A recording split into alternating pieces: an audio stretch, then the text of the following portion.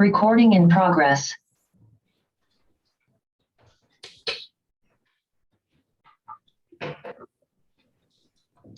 Good afternoon. Good afternoon, sir. हाँ भाई, public आ गई? Yes, sir.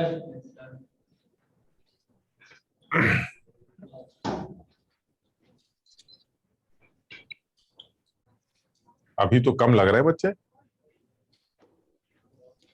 एक मिनट को जरा बच्चों को बड़ा कर दे।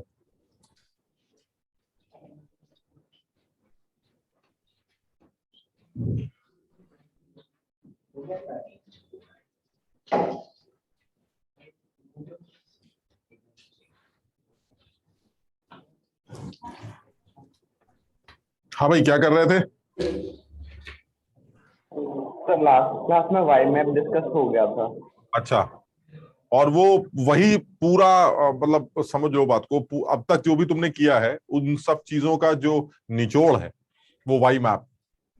तो तुम सबको वाई मैप बहुत अच्छी तरह से याद रखना है, क्योंकि जितने भी क्वेश्चंस जो एक बेसिक लेवल के सवाल बनते हैं स्टोइचियोमेट्री में, वो सारे वाई मैप से ही होके निकलते हैं। तो आपको ये क्लियर होना चाहिए कि अगर आपको किसी सैंपल के बारे में कोई इंफॉर्मेशन दे रखी है तो उस इंफॉर्मेशन से आप बाकी सारी इंफॉर्मेशन कैसे निकालेंगे। तो जो तुमने वाई मैप बनाया था, मैं एक बार उस वाई मैप को अपने हाथ से भी बना रहा हूं ताकि तुम उसको एक बार और रिवाइज कर सको। वाई मैप था वो ये था कि उसमें आपने मान लीजिए आपने सेंटर में मोल ले लिए। अब आप ये बताइए मोल से आप कहां कहां जा सकते हैं, पहले ये सोच लेते हैं।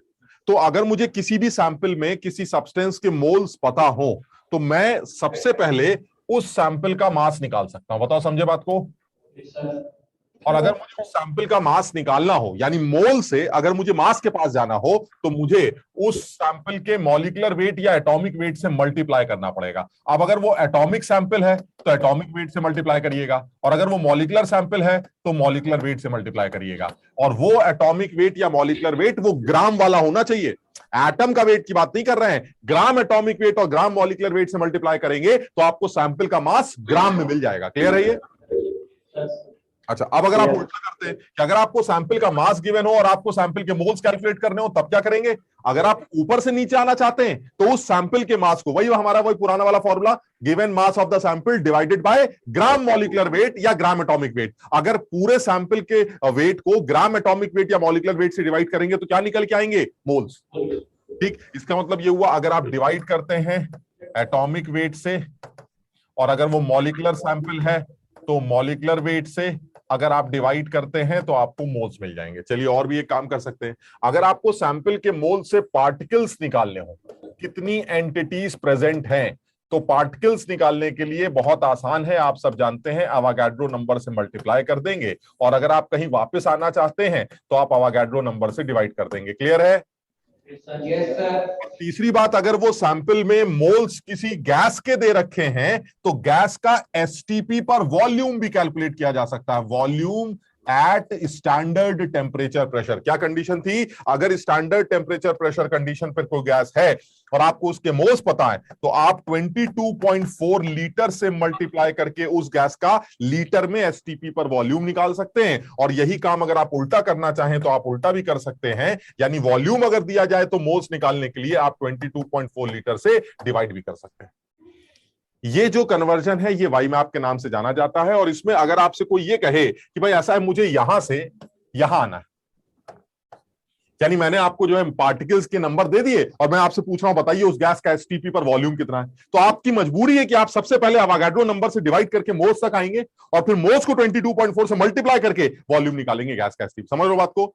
यानी ये सारे कन्वर्जन, यहां से यहां जाना, यहां से आना, ये सारे कन्वर्जन एकदम क्लियर होने चाहिए। किसी भी सैंपल का मोल्स पता हो तो मास निकालने के लिए उसके ग्राम एटॉमिक वेट या ग्राम मॉलिक्यूलर वेट से मल्टीप्लाई किया जाता है। उल्टा काम करने के लिए डिवाइड किया जाता है।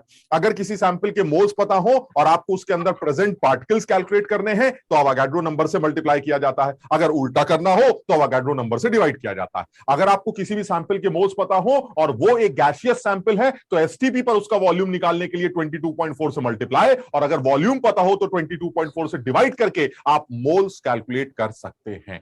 सब लोगों ने ये याद कर लिया है कि नहीं? पक्का एकदम? ठीक है।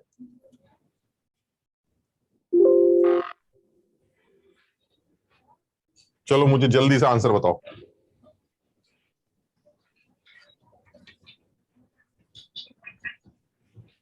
Determine the number of molecules present in 5.6 liter CO2 at STP of STP, मतलब समझो बात को, at STP यानी ये गैस आपके STP पर है।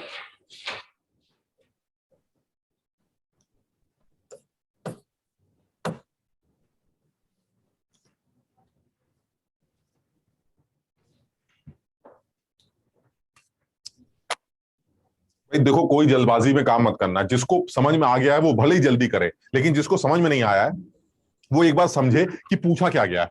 मॉलिक्यूल्स निकालने यानी पार्टिकल्स निकालने हैं। Yes sir. और तुम्हें एसटीपी पर वॉल्यूम दे रखा है। तुम जरा वाई मैप पे जाओ, जरा जाके देखो जरा क्या दे रखा है और कहां जाना है। पार्टिकल्स निकालने हैं और वॉल्यूम दे रखा है, यानी सबसे पहले वॉल्यूम से कहां आएंगे? मोल्स पे। और मोल्स के बाद पार्टिकल्स के पास। हो गया सॉल्व, खत्म हो गया। तो 0.25 Na। हाँ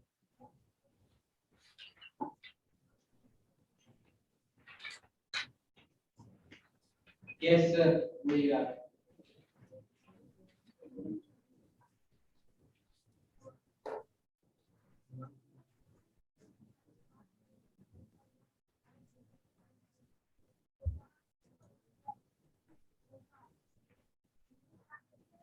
सर 19/6 Na। क्या? Sir 19/6 Na। 19/6 Na कैसे? सर पहले वहां वॉल्यूम को 22.4 से अच्छा सर सॉरी 56 पड़ गया। हाँ वो डिवाइड करेगा तो फिर 1/4 आएगा ना। यानी आप सब बिल्कुल सही से लिख के करना, 2-3 सवाल एकदम लिख के करो, भले ही टाइम लगे लेकिन लिख के करो ताकि चीजें रिवाइज हो जाए, सही से रिवाइज हो जाए। और उसके बाद फिर जल्दी जल्दी सबसे पहले क्या लिखेंगे? Volume of CO2 at STP कितना गिवन है? 5.6 लीटर। तो फिर मोल्स ऑफ CO2 गैस कितने होंगे? 5.6 divided by 22.4 that is 1/4 moles. तो नंबर ऑफ CO2 मॉलिक्यूल्स कितने होंगे? नंबर ऑफ CO2 मॉलिक्यूल्स होंगे हमारे पास, मोल्स पता चल गए तो अवोगाड्रो नंबर से मल्टीप्लाई कर देंगे। ये आंसर आ गए। अगर आपको एटम्स भी निकालने, चलिए वो भी कर लेते हैं। Number of atoms, total atoms कितने हैं, अगर ये निकालना हो तो क्या करेंगे? मॉलिक्यूल्स को एटॉमिसिटी से मल्टीप्लाई कर देंगे। और एटॉमिसिटी कितनी है CO2 की? तो इसका मतलब मॉलिक्यूल्स आने के बाद एटॉमिसिटी से मल्टीप्लाई करके आप टोटल नंबर ऑफ एटम्स भी निकाल सकते हैं। यानी अगर आपको एटम्स कैलकुलेट करने हो तो atoms is equal two molecules into atomicity. ये वाला फॉर्मूला हम सब जानते हैं। क्लियर है ये सवाल सबको? सर एटम्स 0.75 Na आएंगे ना? हाँ 0.75 Na, और जो मॉलिक्यूल्स आएंगे वो 0.25 Na। This is 0.25 Na। अच्छा ये भी ध्यान रखना, हो सकता है हमारे आंसर्स में आप आंसर Na के टर्म्स में ना गिवन हो। मेरी बात समझ रहे हो क्या कह रहा हूं मैं? हो सकता है आंसर में Na की वैल्यू रख दी जाए, समझे कि नहीं? ऐसा हो सकता है कि जैसे आपका आंसर जो आए वो आए 0.25 इन 6.022 इंटू 10⁻23, यही तो आंसर होगा। Yes sir. तो अब इसको सॉल्व करके जो आएगा हो सकता है वो आंसर दिया जाए। तो इस चीज का ध्यान रखना कि भाई आपने Na के टर्म्स में तो निकाल लिया, लेकिन बाद में जब आप आंसर रखें आप ऑप्शंस को चेक करिएगा। अगर वो ऑप्शंस पूरा सॉल्व करके दिया गया है तो आप Na की वैल्यू रखकर पूरा सॉल्व कर लीजिएगा। क्लियर है? Yes sir. चलिए अब एक और सवाल करते हैं।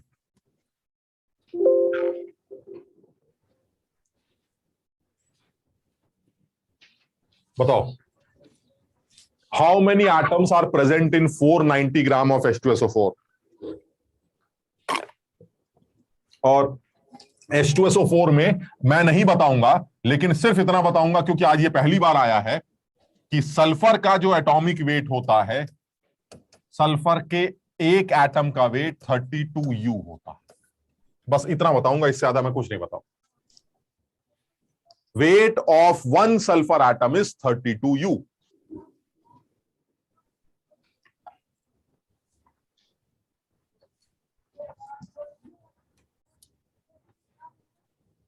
तो 35 Na।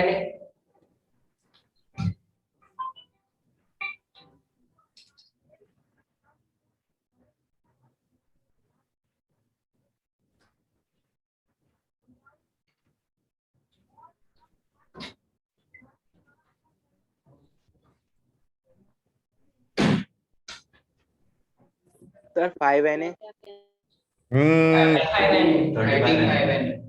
35 Na। पहले यार सब लोग ये बताओ, सल्फर का अगर एक एटम का वेट 32 है तो सल्फर के एक मोल एटम का वेट क्या होगा? याद है? उसी को ग्राम एटॉमिक वेट कहते हैं। Yes sir. यानी सल्फर का जो ग्राम एटॉमिक वेट है वो 32 ग्राम होगा, और इस पूरे मॉलिक्यूल का जो मॉलिक्यूलर वेट होगा, यानी सबसे पहले हमें क्या लिखना चाहिए? मॉलिक्यूलर वेट, जिसको आप ग्राम मॉलिक्यूलर वेट भी बोल सकते हैं। मॉलिक्यूलर वेट ऑफ H2SO4 है हमारा 98 ग्राम। बताओ सही है? This is also gram molecular wait, है ना? Gram molecular. अब अगर मॉलिक्यूलर वेट आपको पता है और आपको इस बार बताओ, इस बार क्या करना है? क्या चीज दे रखी है? सैंपल का वेट दे रखा है, और सैंपल के वेट से आपको पार्टिकल्स तक पहुंचना है, तो क्या करेंगे? सैंपल के वेट से पहले सैंपल के मोल, और मोल निकालने के लिए मॉलिक्यूलर वेट या एटॉमिक वेट से डिवाइड करते हैं। तो आपने सबसे पहले निकाल लिए।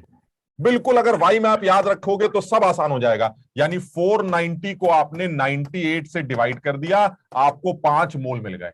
जैसे ही मोल मिलेंगे तो पार्टिकल्स मिल जाएंगे। यानी पार्टिकल्स कौन है? मॉलिक्यूल्स हैं या एटम्स है पार्टिकल्स का नाम?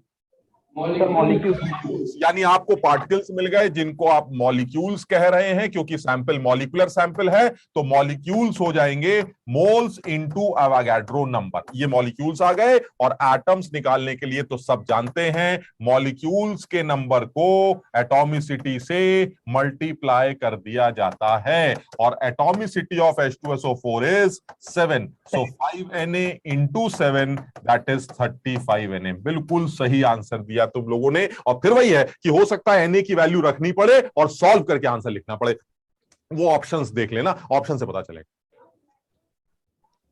समझ में आया भाई ये? Yes sir. Yes sir. नैतिक समझ में आया बेटा? कृष्णा, यस सर, आ गया। Arshdeep, lovely, yes sir. Yes sir, आ गया। Aditya, yes sir. बिल्कुल अच्छा, आसान सा एकदम। लेकिन वही है कि अब बस थोड़ी सी चीजें क्लियर होनी चाहिए कि भाई मोल्स निकालने का क्या करना है, मोल्स निकालने का तरीका क्या है, पार्टिकल्स निकालने का तरीका क्या है, और एसटीपी पर वॉल्यूम निकालने का क्या तरीका है। और ये सारी चीजें जो है हमारा वाई मैप करवा देगा, सब वाई मैप करवा देगा। चलिए एक और स्टेप आगे बढ़ते हैं। ये लीजिए फिर सेम सवाल। आपकी सब लोग सही कर लेना भाई, जिससे पहला सवाल सही नहीं हुआ था इस बार सही करके देखो इसको।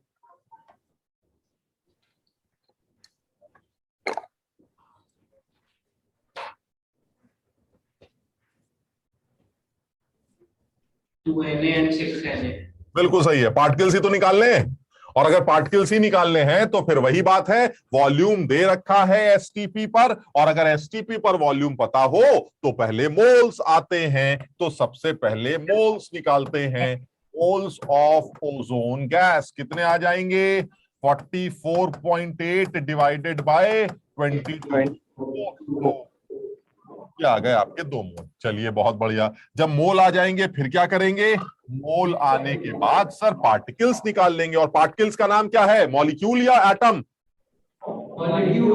ओजोन मॉलिक्यूल है। यानी नंबर ऑफ ओजोन कितने होंगे? नंबर ऑफ ओजोन मॉलिक्यूल्स होंगे, मल्टीप्लाई कर देते हैं 2 इंटू Na। और जब आप एटम्स निकालेंगे तो एटॉमिसिटी से मल्टीप्लाई कर देंगे, तो 2Na into 3 that is 6Na।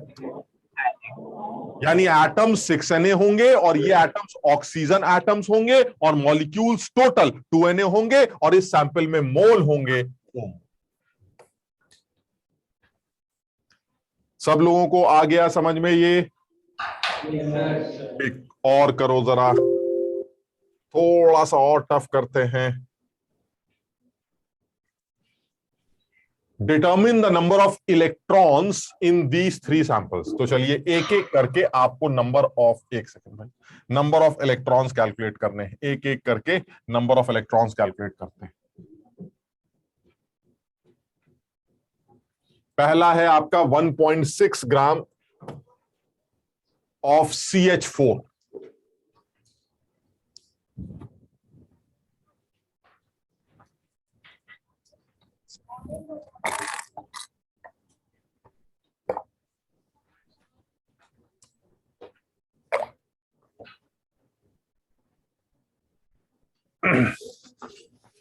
अगर ये पता चल जाए कि CH4 हैं कितने, वही पुरानी वाली कहानी, और एक CH4 में कितने इलेक्ट्रॉन्स होते हैं, तो मल्टीप्लाई करके टोटल इलेक्ट्रॉन्स आ जाएंगे कि नहीं? यस सर तो बस ये बता दो सबसे पहले कि टोटल CH4 कितने हैं, और फिर ये बता दो कि एक CH4 में कितने प्रोटॉन, कितने न्यूट्रॉन, कितने इलेक्ट्रॉन्स होते हैं। बात खत्म हो गई। बल्कि एक काम करते हैं यार, हम इलेक्ट्रॉन्स ही क्यों निकाल रहे हैं, हम सब निकालते हैं ना, प्रोटॉन भी निकालते हैं, इलेक्ट्रॉन्स भी निकालते हैं, न्यूट्रॉन्स भी निकालते हैं, सब निकालते हैं। तो बताइए पहले सैंपल में कितने प्रोटॉन, कितने न्यूट्रॉन, कितने इलेक्ट्रॉन्स होंगे? चलिए बहुत बढ़िया, चलो सबसे पहले चेक कर लेते हैं। जल्दी से बताओ, फर्स्ट क्वेश्चन करने के लिए सबसे पहले मुझे बताओ नंबर ऑफ CH4 मॉलिक्यूल्स कितने हैं। तो नंबर निकालने के लिए यानी पार्टिकल्स निकालने के लिए आपको सबसे पहले मोल्स चाहिए, और मोल्स को अवोगाड्रो नंबर से मल्टीप्लाई कर दिया जाए, और मोल्स निकल के आएंगे 1.6/16 Na इंटू Na। बताओ पार्टिकल्स निकल आए? Yes sir. आप लोग समझ पा रहे हैं 1.6 ग्राम से मोल कैसे निकलते हैं? जब मास गिवन हो सैंपल का तो मोल्स निकालने के लिए ग्राम मॉलिक्यूलर वेट या ग्राम एटॉमिक वेट से डिवाइड किया जाता है। CH4 का ग्राम मॉलिक्यूलर वेट, कार्बन का 12, हाइड्रोजन का 4, 12 4 16 ग्राम, यानी 1.6 को आपने 16 ग्राम से डिवाइड करके मोल्स निकाल लिए, कितने आ गए? 0.1 मोल। क्लियर है? और Na से मल्टीप्लाई करके आपको मॉलिक्यूल्स मिल गए। मैंने डायरेक्ट लिख दिया पार्टिकल्स। क्लियर? अब एक CH4 से चुपचाप जाके कान में पूछ लेते हैं प्रोटॉन कितने हैं, न्यूट्रॉन्स कितने हैं, इलेक्ट्रॉन्स कितने हैं, और कितने CH4 है ये तो आपको दिख ही रहा है। आपका आंसर आ गया, खत्म हो गया। यानी दिस इज 0.01 Na। अब आप एक CH4 से पूछिए कितने प्रोटॉन हैं, कितने न्यूट्रॉन हैं और कितने इलेक्ट्रॉन। बताओ जरा, एक CH4 क्या बोलेगा? कार्बन के 6 प्रोटॉन्स और हाइड्रोजन के 4 प्रोटॉन्स, यानी कुल मिला के 10 प्रोटॉन्स। अच्छा, न्यूट्रॉन्स पर आते हैं। कार्बन के 6 न्यूट्रॉन्स, हाइड्रोजन के 0 न्यूट्रॉन्स। हाइड्रोजन में न्यूट्रॉन नहीं होता, यानी टोटल कितने? 6 न्यूट्रॉन्स। इलेक्ट्रॉन्स पर आते हैं। कार्बन के 6 इलेक्ट्रॉन्स, हाइड्रोजन के 4 इलेक्ट्रॉन्स, टोटल 10 इलेक्ट्रॉन्स, 10 इलेक्ट्रॉन। यानी मीथेन एक ऐसा आदमी है जिसके पास 10 प्रोटॉन और 6 न्यूट्रॉन्स होते हैं, और क्योंकि मीथेन न्यूट्रल है इसलिए इलेक्ट्रॉन्स के नंबर्स भी प्रोटॉन्स के नंबर के बराबर हैं, दैट इज 10 इलेक्ट्रॉन्स। क्लियर? ये कितने हैं एक आदमी के अंदर, और आदमी कितने हैं? 0.1 मल्टीप्लाई करते रहिए, आंसर आता रहेगा। यानी 0.1 Na इंटू 10, 1 Na क्या है? ये प्रोटॉन। 0.1 इंटू 6 0.6 Na क्या है? ये यानी ये प्रोटॉन्स हो गए, ये न्यूट्रॉन्स हो गए, और ये हो गए Na इलेक्ट्रॉन। यानी सबसे पहले मैंने सैंपल पकड़ा, सैंपल के मोल निकाले, सैंपल के मोल को अवोगाड्रो नंबर से मल्टीप्लाई करके नंबर ऑफ CH4 पार्टिकल्स निकाले, और फिर एक CH4 से जाके चुपचाप पूछा तुम्हारे पास कितने प्रोटॉन्स, न्यूट्रॉन्स और इलेक्ट्रॉन्स हैं, ताकि मैं मल्टीप्लाई करके पूरे सैंपल में प्रेजेंट प्रोटॉन्स, न्यूट्रॉन्स और इलेक्ट्रॉन्स निकाल सकूं। क्लियर है? Yes sir. अच्छा, इसी सवाल में मान लो पूछता, यही देते 1.6 ग्राम CH4 के अंदर टोटल नंबर ऑफ न्यूक्लियॉन्स कितने हैं, तो क्या आंसर लिखते तुम? 16 अरे न्यूक्लियॉन्स टोटल, ग्राम हटाओ, Na लगाओ, सब भूल जाओ। गजब आदमी भाई। न्यूक्लियॉन्स के लिए क्या बताया गया था? ग्राम हटाइए, Na लगाइए, न्यूक्लियॉन्स ले जाइए। याद है कि नहीं? वो तो ऐसे भी दिख रहा है ना, तुम खुद देखो ना, तुम्हारे हिसाब से न्यूक्लियॉन्स कितने होने चाहिए? न्यूक्लियॉन्स किसे कहते हैं? प्रोटॉन्स एंड न्यूट्रॉन्स का सम। Yes, sir. बताओ प्रोटॉन कितने हैं तुम्हारे पास? Na। Na, और न्यूट्रॉन्स कितने हैं? 0.6 Na। टोटल yes, कितने sir. हुए? 1.6. 1.6 Na। और वो तो वैसे ही पता है, ग्राम हटाओ Na लगाओ, 1.6 Na आ गया। नहीं समझे बात?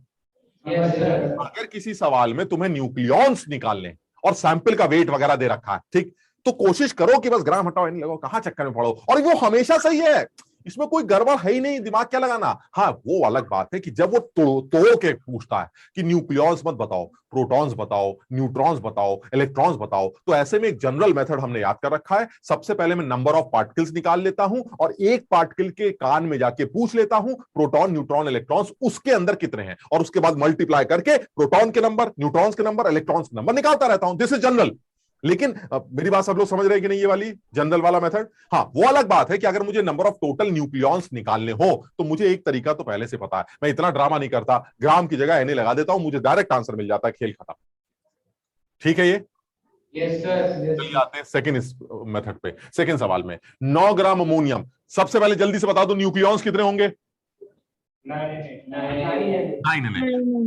हो सकता है वो Na की वैल्यू रखवा कर आपसे आंसर पूछे तो आप मल्टीप्लाई करके आंसर दे दीजिएगा, ठीक। बहरहाल तो हालांकि न्यूक्लियॉन्स हमें नहीं निकालने, हम इंडिविजुअल प्रोटॉन, न्यूट्रॉन, इलेक्ट्रॉन निकालते हैं। क्या तरीका होगा? सबसे पहला स्टेप क्या होगा? 9 ग्राम अमोनियम आयन में सबसे पहले क्या निकालना चाहिए हमें? Sir, एक पार्टिकल्स कितने। सबसे पहले ये निकालते हैं कि ये अमोनियम आयन कितने, और फिर एक अमोनियम से आयन से कान में जाके पूछ लेंगे, खेल खत्म।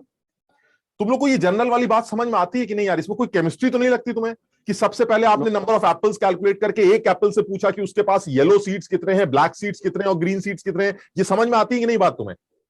Yes, sir. फिर मल्टीप्लाई करके आप total black seeds, total yellow seed जो निकालना है, नहीं, इसमें कोई केमिस्ट्री है ही नहीं यार, बिल्कुल सीधा हिसाब किताब, ठीक। चलिए यहां पर अमोनियम आयन की बात करते हैं। तो सबसे पहले मुझे बताइए कि अमोनियम आयन टोटल कितने, यानी नंबर ऑफ पार्टिकल्स, यानी अमोनियम आयन कितने अमोनियम आयन है हमारे पास? Total weight divided by molecular weight. Ammonium का मॉलिक्यूलर वेट किसी को पता है कि इस आयन का जो टोटल वेट होगा वो 18 ग्राम होगा। हाइड्रोजन का 14, हाइड्रोजन का 4, 14 और 4 18, यानी टोटल 18 ग्राम हुआ, यानी 9/18 मोल्स इनटू Na। बताओ, डायरेक्ट लिख दिया, समझ में आया? Yes, sir. ये आ गए मेरे 0.5 Na आयन, यानी मेरे पास टोटल अमोनियम आयन 0.5 Na है। अब क्या करूं?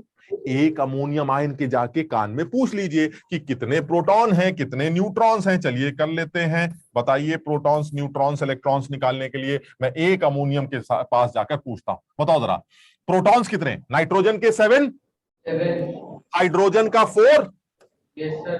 7 + 4 11 प्रोटॉन्स। न्यूट्रॉन्स पर आते हैं, 7 न्यूट्रॉन्स नाइट्रोजन के, हाइड्रोजन के 0, 7 प्रोटॉन्स न्यूट्रॉन्स हो गए।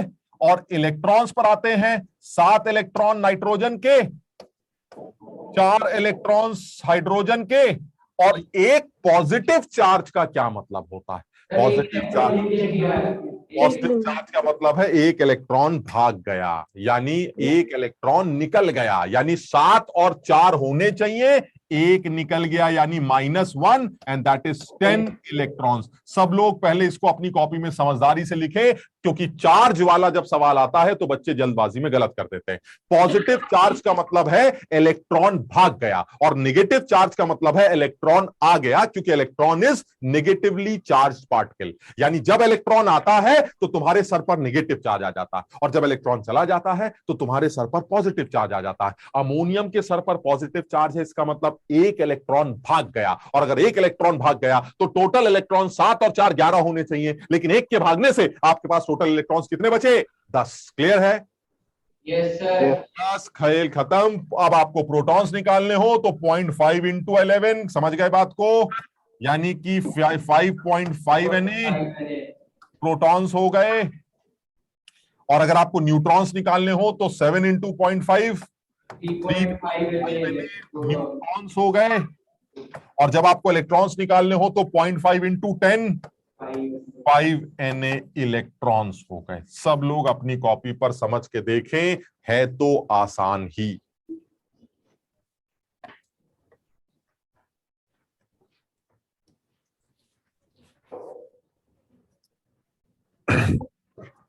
हमें इस चार्ज वाले सवाल की के ऊपर आने वाला एक आध सवाल और प्रैक्टिस कर लेना चाहिए, या तुम सब समझ गए हो? जो चार्ज वाले, समझ गए। पॉजिटिव चार्ज हुआ, नेगेटिव चार्ज हुआ, इसके ऊपर एक सवाल और कर लिया जाए, या बिल्कुल क्लियर है एकदम? किसी को जरा सा भी लग रहा हो तो एक सवाल और कर सकते हैं, किसी को जरा सा भी डाउट हो रहा हो भाई? सर चार- एक और क्वेश्चन करवा दीजिए। एक और कर लेते हैं। तुम कौन थी? लवली बोल रही थी? सर कोमल। कोमल, डाउट क्या आ रहा है बेटा, ये बताओ पहले। चार्ज वाले में डाउट क्या आ रहा है? सर अगर जैसे 3 पॉजिटिव चार्ज है तो हाँ, जैसे मान लीजिए आप हैं और आपके सर पर 3 पॉजिटिव चार्ज। अब आप ये बताइए, अगर आप न्यूट्रल हैं तो इसका मतलब आपके अंदर जितने प्रोटॉन्स हैं उतने ही इलेक्ट्रॉन्स होंगे, यस सर। क्योंकि protons are positively charge and electrons are negatively charge, and since you are neutral so ultimately number of protons must be equal to number of electrons. ठीक है ये? Yes sir. लेकिन अब आप कह रहे हैं नहीं नहीं सर, मेरे सर पर तो पॉजिटिव चार्ज, इसका मतलब पॉजिटिव चार्ज तो तभी आ सकता है जब आपके सर में से इलेक्ट्रॉन भागा हो। देखो एक चीज क्लियर है, कुछ लोग कहते हैं सर पॉजिटिव चार्ज तो तब भी आ सकता है जब प्रोटॉन आ जाए। बात समझे कि नहीं मेरी? प्रोटॉन भी तो पॉजिटिव चार्ज, मेरे सर पे प्रोटॉन आ जाए तब भी तो मेरे ऊपर पॉजिटिव चार्ज आ सकता है? नहीं आ सकता। क्यों? क्योंकि प्रोटॉन न्यूक्लियस के अंदर होता है। न्यूक्लियस के अंदर वाले लोग ना आते हैं ना जाते हैं। आना जाना सिर्फ किसका हो सकता है? जो न्यूक्लियस के चारों तरफ होते हैं। कौन होते हैं वो? इलेक्ट्रॉन्स। यानी इलेक्ट्रॉन ही आ सकता है, इलेक्ट्रॉन ही जा सकता है। बस फर्क इतना है कि इलेक्ट्रॉन के आने से आपके सर पर नेगेटिव और इलेक्ट्रॉन के जाने से आपके सर पर पॉजिटिव चार्ज आ जाता है। तो अब जैसे लवली ये कह रही है, कोमल ये कह रही है कि मेरे सर पर अगर 3 पॉजिटिव चार्ज है तो सर इसका क्या मतलब है? अरे बड़ी सीधी सी बात है, आपके सर में से 3 इलेक्ट्रॉन बाहर निकल गए। प्रोटॉन से मतलब नहीं है, प्रोटॉन ना आएगा ना जाएगा, जो है वो है। न्यूट्रॉन ना आएगा ना जाएगा, जो है वो है। आना जाना सिर्फ किसका हो सकता है? इलेक्ट्रॉन्स का। इलेक्ट्रॉन्स के आने से नेगेटिव चार्ज और जाने से पॉजिटिव चार्ज आता है। क्लियर है कोमल ये बात? Yes sir. अगर आपके सर पर 3 पॉजिटिव चार्जेस हैं तो दैट मींस आपके पास जितने इलेक्ट्रॉन्स एक्चुअली होने चाहिए उससे 3 इलेक्ट्रॉन कम है, क्योंकि वो 3 इलेक्ट्रॉन चले गए होंगे। समझ में आई बात? Yes sir. चलिए मैं इसके ऊपर और एक सवाल कर लूंगा।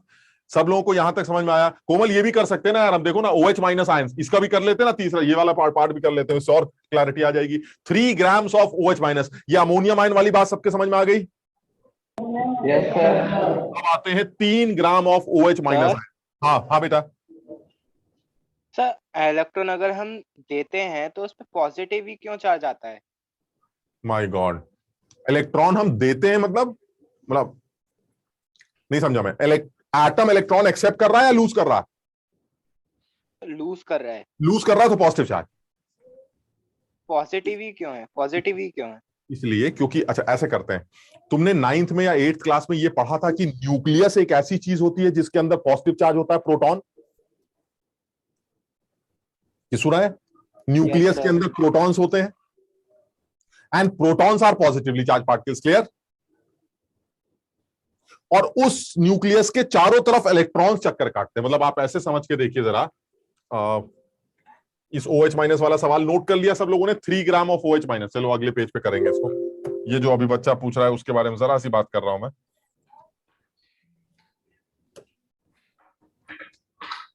देखो ऐसे सोचो जरा, ये मेरा न्यूक्लियस है, ठीक है? ये न्यूक्लियस में मान लीजिए कुछ भी ले लेते हैं, 11 प्रोटॉन्स हैं, ठीक? और ऐसे ले लेते हैं 12 न्यूट्रॉन्स, और इसके चारों तरफ जो है ये इलेक्ट्रॉन्स, ठीक? तो अब ये बताओ, ये जो आदमी तुम्हें दिखा रहा हूं मैं, ये आदमी न्यूट्रल होना चाहिए?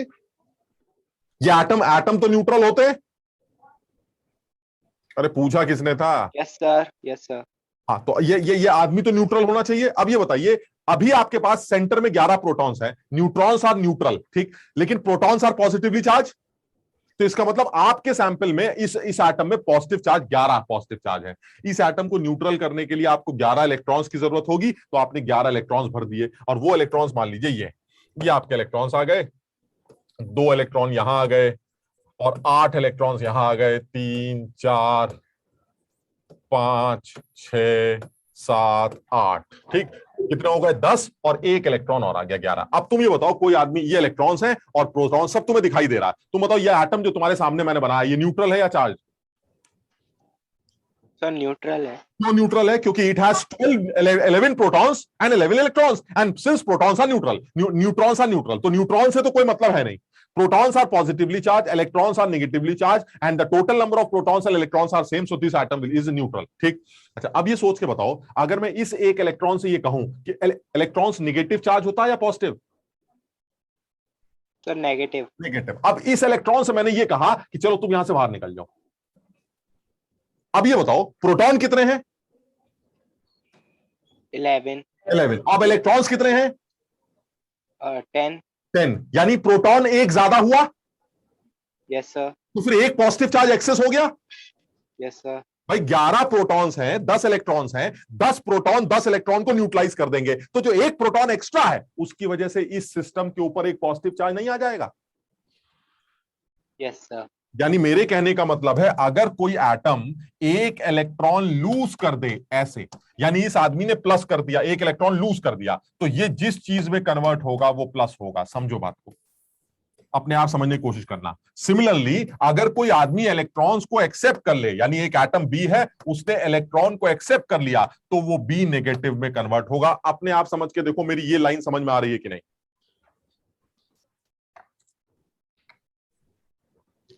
Yes sir. यानी ए प्लस में कन्वर्ट हो जाएगा आफ्टर लूजिंग एन इलेक्ट्रॉन, और बी इलेक्ट्रॉन एक्सेप्ट करके बी माइनस में कन्वर्ट हो जाएगा, क्योंकि इलेक्ट्रॉन एक्सेप्ट कर रहा है। इसी तरह से आप यहां पर 2 पॉजिटिव चार्ज लगा सकते थे, 2 इलेक्ट्रॉन लूज कर दीजिए, आप यहां 2 इलेक्ट्रॉन एक्सेप्ट कर लीजिए, तो आपके ऊपर 2 नेगेटिव चार्ज आ जाएगा, कुछ झंझट ही नहीं है। क्लियर है? Yes sir.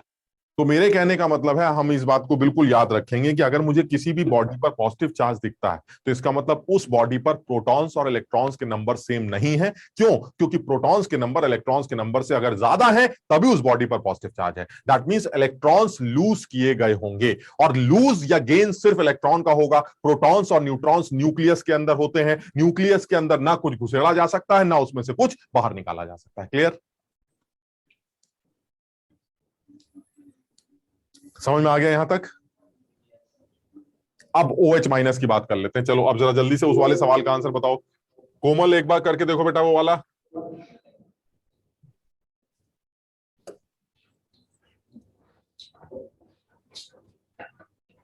क्या सवाल था हमारा? तीसरा पार्ट क्या था हमारा? 3 ग्राम ऑफ OH माइनस। बताओ 3 ग्राम OH माइनस में कितने प्रोटॉन्स, कितने न्यूट्रॉन्स, कितने इलेक्ट्रॉन्स? सबसे पहला धर्म क्या बनता है हमारा कि number of OH minus ions निकाल लेते हैं, फिर एक OH के कान में जाके पूछ लेते हैं। समझ में आई ये वाली बात? बताओ जरा, number of OH minus ions निकालने के लिए क्या करें? अगर वेट गिवन हो तो नंबर निकालने के लिए क्या करते हैं?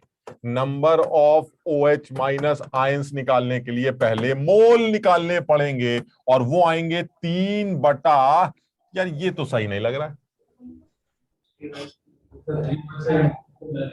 हाइड्रोजन इलेक्ट्रॉन नहीं सही, मतलब कैलकुलेशन सही नहीं लग रही यार, ये बड़ा गंदा है। लेकिन ये देखो ऐसा है, IIT के पेपर में गंदगी कैसी भी फैल सकती है, इसलिए बिल्कुल तैयार रहना पड़ेगा हमें। मतलब सर इससे पहले वाले जितने भी सवाल आए देखिए कितने मजेदार आए। 0.1 मोल आ गया, कभी 0.2 मोल आ गया, कभी 0.5 मोल आ गया। अब की बड़ा गंदा आ रहा है, क्योंकि OH माइनस का जो मास है वो 17 होता है, क्योंकि oxygen is 16 and hydrogen is 1, so overall it 17, so this much moles into Na। बताओ समझ में आया आयंस? Yes sir. ये मेरे आयंस आ गए, लेकिन आंसर तो ये आयंस नहीं निकालने, हमें तो ये निकालना है कि OH माइनस में प्रोटॉन्स, न्यूट्रॉन्स, इलेक्ट्रॉन्स कितने हैं। तो चलिए कोने में चल के प्रोटॉन्स, न्यूट्रॉन्स और इलेक्ट्रॉन्स के नंबर पूछते हैं एक OH माइनस से। तो चलिए OH माइनस से बात करते हैं। ऑक्सीजन एक ऐसा आदमी जिसके पास 8 प्रोटॉन्स होते हैं, हाइड्रोजन एक ऐसा आदमी जिसके पास 1 प्रोटॉन होता है, कुल मिला के 9 प्रोटॉन हो गए। चलिए और आगे बढ़ते हैं। ऑक्सीजन एक ऐसा आदमी जिसपे 8 न्यूट्रॉन्स होते हैं, हाइड्रोजन एक ऐसा आदमी जिसमें एक भी न्यूट्रॉन नहीं होता, यानी कुल मिला के 8 न्यूट्रॉन्स हो गए। उसके बाद ऑक्सीजन एक ऐसा आदमी जिसमें 8 इलेक्ट्रॉन्स होते हैं, हाइड्रोजन एक ऐसा आदमी जिसमें 1 इलेक्ट्रॉन होता है, लेकिन बाहर एक नेगेटिव चार्ज है, यानी 1 इलेक्ट्रॉन और आ गया आपके पास, कुल मिला के 10 इलेक्ट्रॉन हो गए। बताओ समझे कि नहीं? Yes sir. सब लोगों को कोमल ये बात समझ में आ गई बेटा? माइनस चार्ज आते ही 1 इलेक्ट्रॉन ऐड करना पड़ेगा आपको। Yes sir. यानी टोटल मिला के मेरे पास 10 इलेक्ट्रॉन्स है। अब बताइए आपको क्या निकालना है। सर मुझे एक आदमी ने जब सब कुछ बता दिया और आदमी कितने हैं मुझे ये पता है, तो करना क्या है, सिर्फ मल्टीप्लाई करना है। यानी टोटल आंसर आ गया प्रोटॉन्स का 3/17 Na इंटू 9 प्रोटॉन्स। इसी तरह से 3/17 Na इंटू 8 न्यूट्रॉन्स। इसी तरह से 3/17 Na इंटू 10 इलेक्ट्रॉन्स। सब लोग एक बार चेक कर लें कहीं मैंने कुछ गलत तो नहीं कर दिया।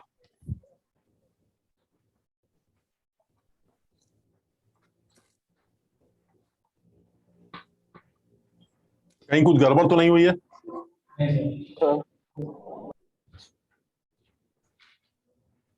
अच्छा, कोई ये पूछे कि इस सैंपल में न्यूक्लियॉन्स कितने हैं, तो बताओ कितने होने चाहिए न्यूक्लियॉन्स?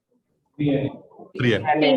और एक बार चेक करके देख लेते हैं, इन दोनों का सम 3 आना चाहिए फिर, क्योंकि प्रोटॉन्स और न्यूट्रॉन्स मिलके ही न्यूक्लियॉन्स बनेंगे। चलो जोड़ के देख लेते हैं, तो ये आ जाएगा 3/17 Na। कॉमन ले लेते हैं, 9 + 8 कितना हुआ?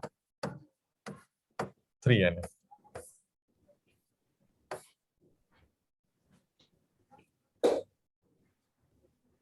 और इतना ड्रामा नहीं करेंगे, वो तो हमें पहले से पता है। ग्राम हटाओ, Na लगाओ, मस्त हो जाओ, खेल खत्म।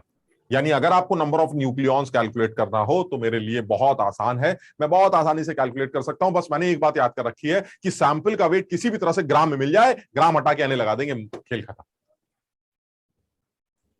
आगे बढ़े। Yes sir. चलो एक और सेम मिलता जुलता।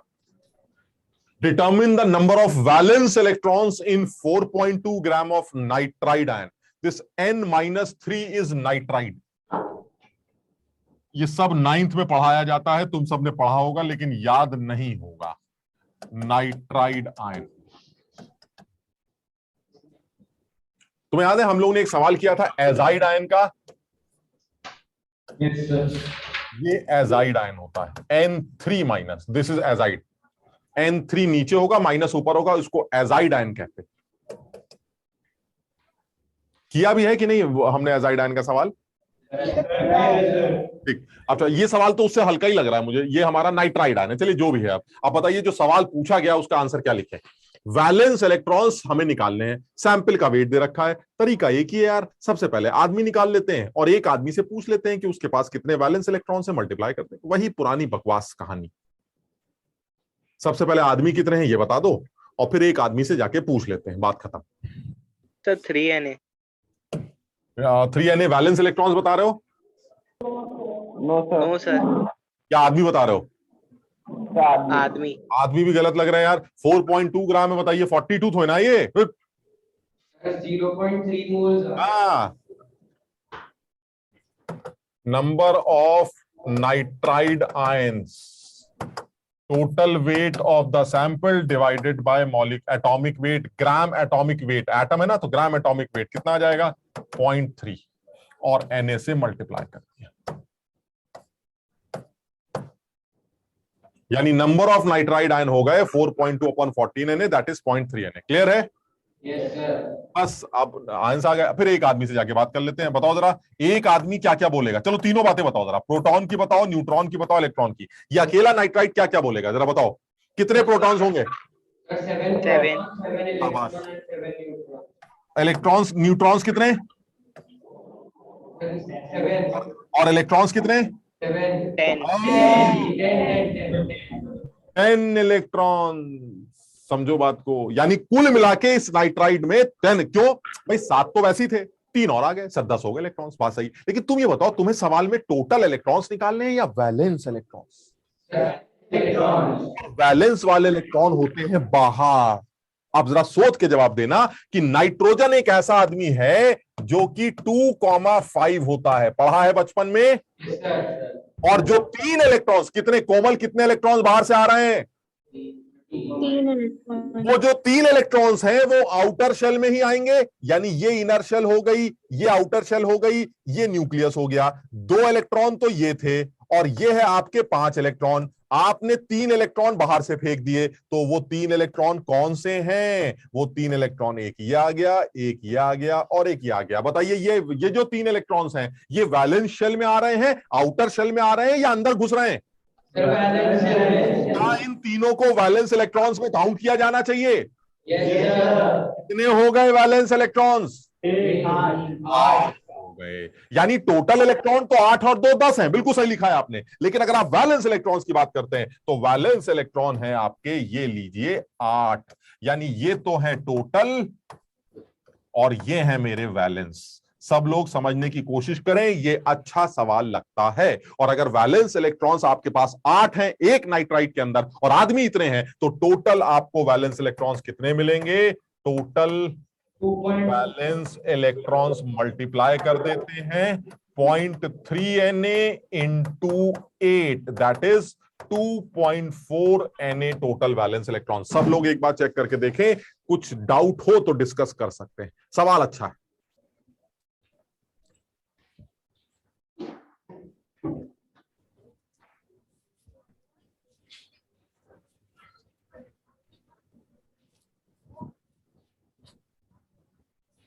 Yes sir. इस बात का भी चलो सब लोग ध्यान रखना कि कभी ऐसा कुछ हो जाए कि, और इस चीज को समझो बात को, कि जब भी कभी इलेक्ट्रॉन आएगा वो बाहर आएगा, और जब भी इलेक्ट्रॉन निकलेगा बाहर से ही निकलेगा। मतलब तुम सोचो, अगर मान लीजिए इसी सिस्टम में से मैं ये कहता कि एक इलेक्ट्रॉन निकाल दो, तो तुम्हें क्या लगता है, पहले अंदर वाला इलेक्ट्रॉन निकलता या बाहर वाला इलेक्ट्रॉन निकलता? बाहर वाला। क्यों अंदर वाला क्यों नहीं निकल जाता? न्यूक्लियस के पास है। शाबाश। क्योंकि अंदर वाला जो इलेक्ट्रॉन है वो न्यूक्लियस के और करीब है। ये देखिए, ये न्यूक्लियस, और जो आदमी न्यूक्लियस के करीब है वो ज्यादा बंधा हुआ है, क्योंकि न्यूक्लियस तो पॉजिटिवली चार्ज होता है, वो इलेक्ट्रॉन को चिपका के रखेगा। तो जितना ज्यादा आप न्यूक्लियस से दूर होंगे, आपका बाहर निकलना उतना ज्यादा आसान हो जाएगा। यानी आना भी बाहर और जाना भी बाहर। बताओ समझे कि नहीं बात को? यानी जो इलेक्ट्रॉन आएंगे वो वैलेंस इलेक्ट्रॉन्स काउंट किए जाएंगे, और जो जाएंगे वो वैलेंस शेल से ही बाहर निकलेंगे। खेल खत्म। क्लियर है ये? Yes sir. चलिए ठीक, और आगे बढ़ते हैं। इसका आंसर सब लोगों को समझ में आ गया कि अगर मुझे वैलेंस इलेक्ट्रॉन्स निकालने हैं तो आंसर 2.4 Na आएगा। अगर मुझे टोटल इलेक्ट्रॉन्स निकालने हैं तो मैं 10 से मल्टीप्लाई करूंगा। अगर मुझे प्रोटॉन्स निकालने हैं तो 10 से मल्टीप्लाई करूंगा। न्यूट्रॉन्स निकालने हैं तो भी 10 से मल्टीप्लाई करूंगा। कर लोगे सारे पार्ट? ठीक, और आगे बढ़ते हैं। Determine the number of electrons present in 54 ml of H2.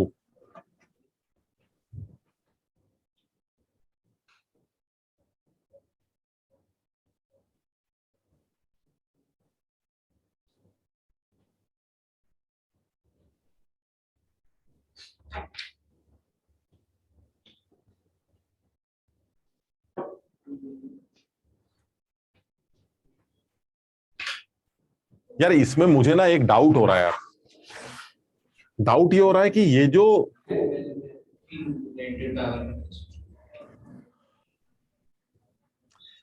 H2O दे रखा है, मुझे एक चीज समझ में जितना आता है वो ये आता है कि जब भी कभी मुझको किसी एटम के अंदर घुसना पड़ता है या किसी मॉलिक्यूल के अंदर घुसना पड़ता है कि प्रोटॉन कितने हैं, न्यूट्रॉन कितने, इलेक्ट्रॉन्स कितने, वगैरह वगैरह, उसके लिए मुझे सबसे पहले ये पता करना पड़ता है कि आदमी कितने। बात समझे कि नहीं? अब तक यही कर रहे थे, पहले आदमी निकाल लेते थे और फिर एक आदमी से जाके कान में बात करते थे। याद आ रही है ये वाली बात? Yes sir. तो आदमी कितने हैं वो निकालने के हमारे पास तमाम तरीके हैं। ठीक, यहां पर मुझे समझ में नहीं आ रहा है कि आदमी कितने हैं ये निकालने का तरीका क्या लगाएं। तुम्हें H2O दिया गया है जिसका volume given. Sir number of moles. बताओ, सबसे पहले आदमी निकालने के लिए मोल्स निकाले जाते हैं, यस सर। उसके बाद अवोगाड्रो नंबर से मल्टीप्लाई कर देते हैं, जैसे अब तक हम करते चले आ रहे हैं। तुम ये बताओ मोल्स कैसे निकाले यार? कोई मुझे समझदार आदमी बताए कि यहां मोल्स कैसे निकले। 22 से डिवाइड करके। क्या एक आदमी ने कुछ बोला था, फिर से बोलो। डेंसिटी कौन कह रहा है? डेंसिटी कौन कह रहा है?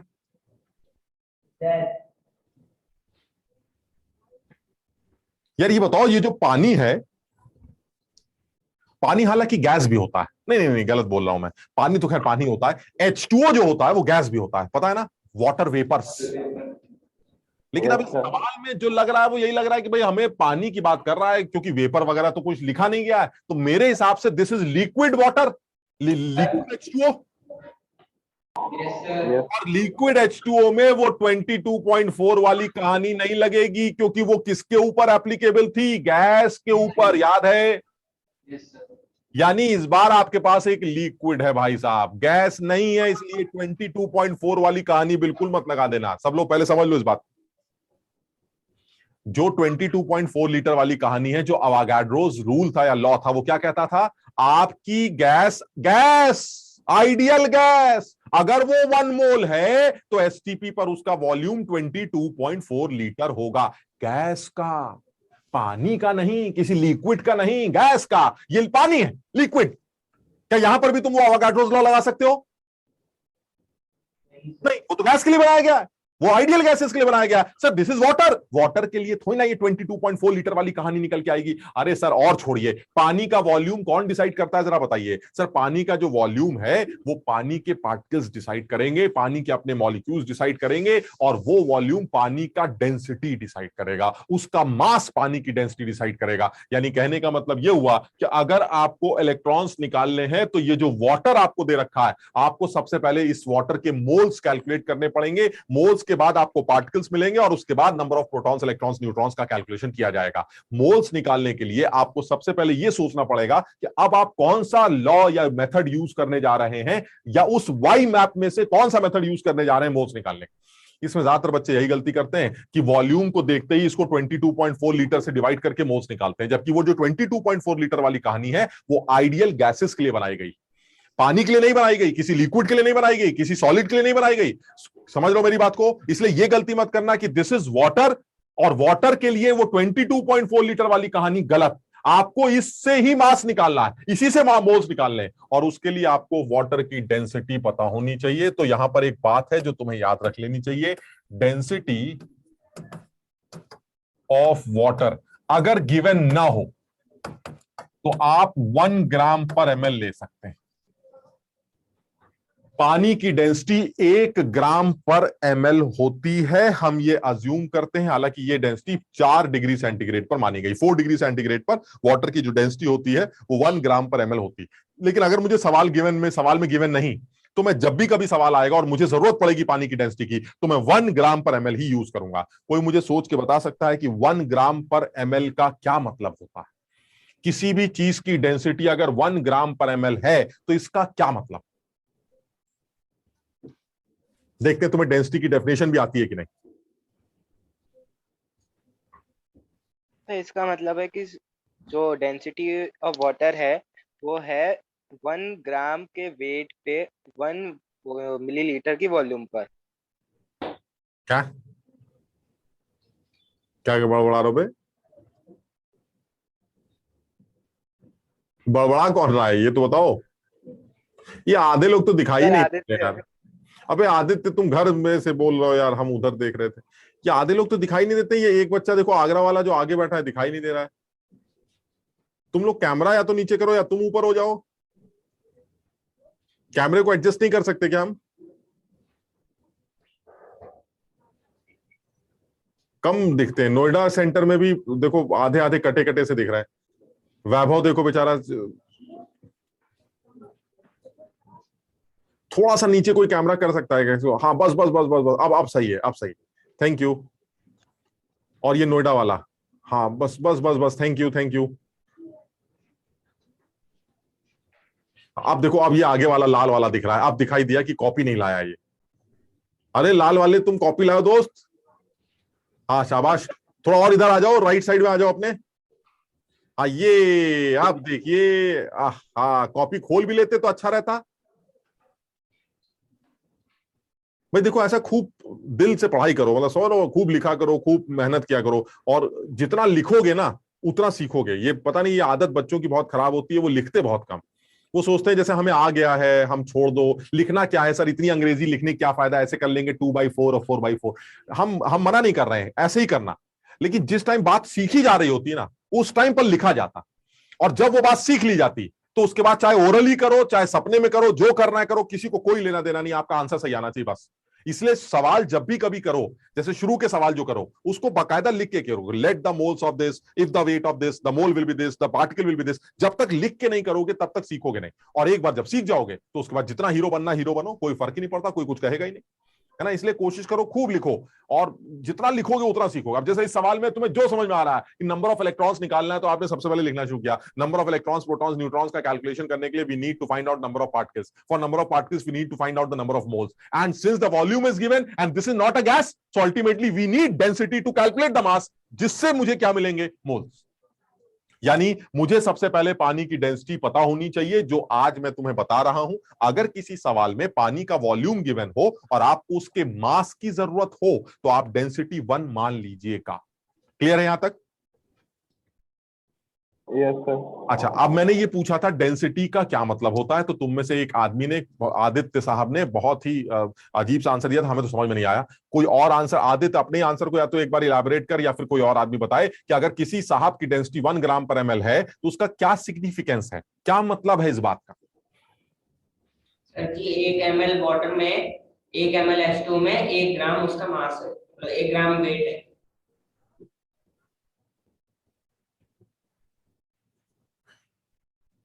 देखो, अगर ये भी ठीक है जो तुम कह रहे हो, लेकिन उसमें ना मैं एक, जो तुमने एक वर्ड यूज किया है, बस वो एक वर्ड मुझे पसंद नहीं आया है, एंड दैट इज मे।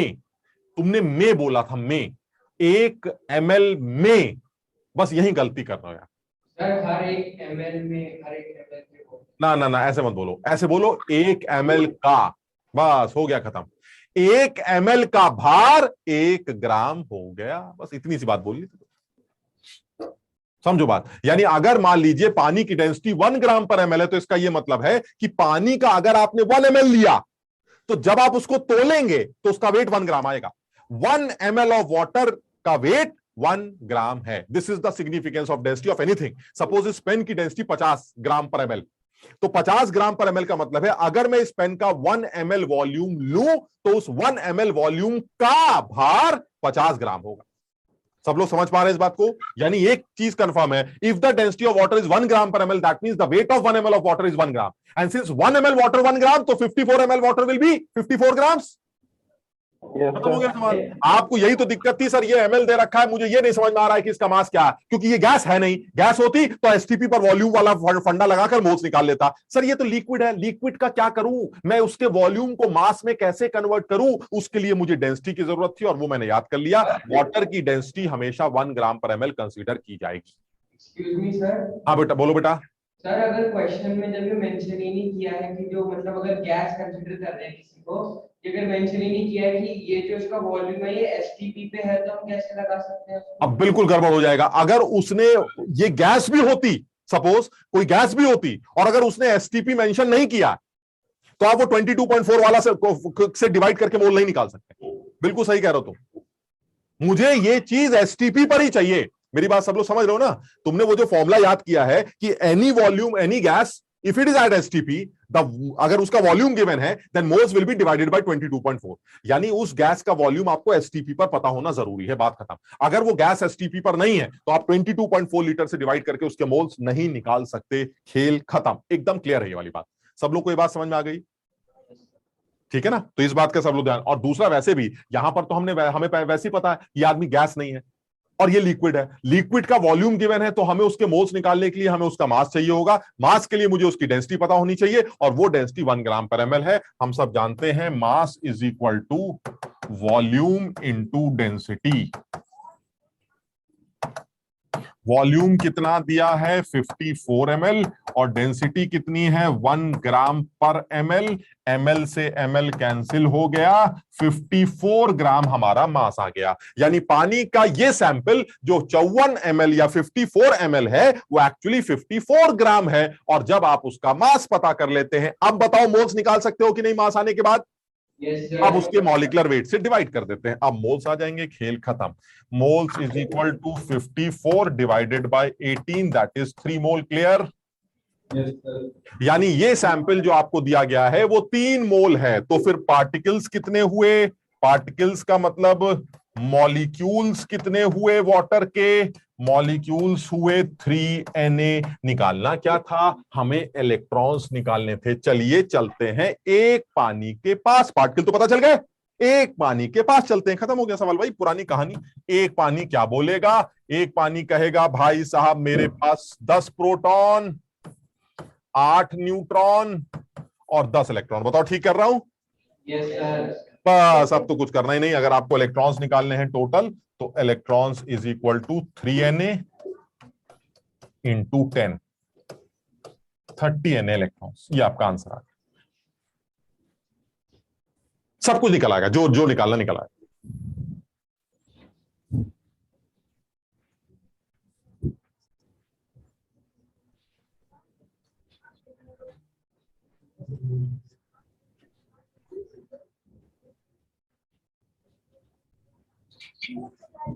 तो इसलिए जो मुझे लगता है इस सवाल में अच्छी बात है वो सिर्फ इतनी है कि अगर आपको वाटर का वॉल्यूम गिवन हो तो आप उसका मास जानते हैं, क्योंकि आप ये अज्यूम कर लीजिएगा कि वाटर की डेंसिटी 1 ग्राम पर ml होती है। दैट मींस 1 ml का भार 1 ग्राम। तो जितना भी आपको वाटर का वॉल्यूम दिया है उससे आप डेंसिटी से मल्टीप्लाई करके वाटर का वेट निकाल लीजिएगा, और जब वेट आ जाता है तो मोल्स तो निकल ही आते हैं। तो फटाक से मोल्स निकालिए, मोल्स के बाद पार्टिकल्स निकालिए, पार्टिकल्स के बाद एक पार्टिकल से ज्यादा के बात कर लीजिए और प्रोटॉन्स, न्यूट्रॉन्स, इलेक्ट्रॉन्स निकालते हैं।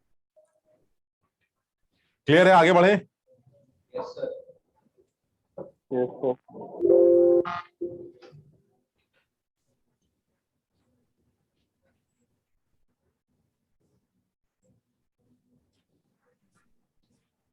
Calculate the number of neutrons present in 4 gram of heavy water. Heavy water ज्यादा होगी। देखो कुछ कुछ नई बातें हैं जो सब लोग याद रखेंगे। एक तो नॉर्मल वाटर होता ही है और एक हैवी वाटर होता है, और जो हैवी वाटर है वो D2O होता है। हाइड्रोजन के 3 आइसोटोप्स में से दूसरा आइसोटोप अगर तुम्हें याद हो ड्यूटीरियम होता है। सुना है नाम? और ड्यूटीरियम अगर हाइड्रोजन की जगह लगा दिया जाए तो वो पानी ही होता है, लेकिन उसको हैवी वाटर कहा जाता है। यानी नॉर्मल वाटर इज H2O। जब कुछ ना दिया जाए तो H2O समझ लीजिएगा। इसका मॉलिक्यूलर वेट 18 ग्राम होगा, एक मोल का वेट 18 ग्राम होगा। लेकिन अगर आप D2O हैं तो आपके एक मोल का वेट 20 ग्राम होगा। बताओ समझे? क्योंकि ड्यूटीरियम एक ऐसा आदमी है जिसके पास एक प्रोटॉन और एक न्यूट्रॉन भी होता है। समझो बात को। यानी ड्यूटीरियम एक ऐसा आदमी, हाइड्रोजन एक ऐसा आदमी जिसमें एक प्रोटॉन, 0 न्यूट्रॉन, 1 इलेक्ट्रॉन। ठीक, ड्यूटीरियम एक ऐसा आदमी जिसमें एक प्रोटॉन, एक न्यूट्रॉन, 1 इलेक्ट्रॉन। समझो। और इसीलिए ये आइसोटोप है, क्योंकि आइसोटोप्स, कोई बताएगा आइसोटोप किसे कहते हैं? इनमें सेम एलिमेंट जिनमें न्यूट्रॉन के नंबर इक्वल नहीं होते, जिनमें तो मास प्रोटॉन different सेम होता होते है। हैं। मास डिफरेंट होता है लेकिन एटॉमिक नंबर सेम होता है। यानी प्रोटॉन सेम होते हैं लेकिन न्यूट्रॉन सेम नहीं होते। ऐसे लोग एक दूसरे के आइसोटोप। क्लियर है ये वाली बात? इसका मतलब ये हुआ ड्यूटीरियम जो है वो हाइड्रोजन का आइसोटोप है। अगर आप नॉर्मल पानी की बात करते हैं, the normal water is H2O, the weight of H2O will be 18, क्योंकि 2 यहां से मिलेगा, 16 यहां से मिलेगा। बट D2O का जो वेट आएगा वो 4 और 16 से जोड़ा जाएगा 20। क्यों? क्योंकि ड्यूटीरियम का वेट होगा 1 + 1 2। दिख रहा है ये 1 + 1? Yes sir. यानी D2O का जो टोटल वेट आएगा वो कुल मिला के आपका 20 ग्राम निकल के आएगा। ग्राम molecular weight of heavy water is 20 ग्राम। बस अब आपको जो करना करते रहिए। अब तो कर लोगे ये वाला सवाल। Yes sir. सबसे पहले नंबर ऑफ D2O पार्टिकल्स निकाल लेते हैं, कितने होंगे। पहले मोल्स आ जाएंगे 4/20 और फिर Na लगा देंगे, तो ये आ जाएगा 0.2 Na।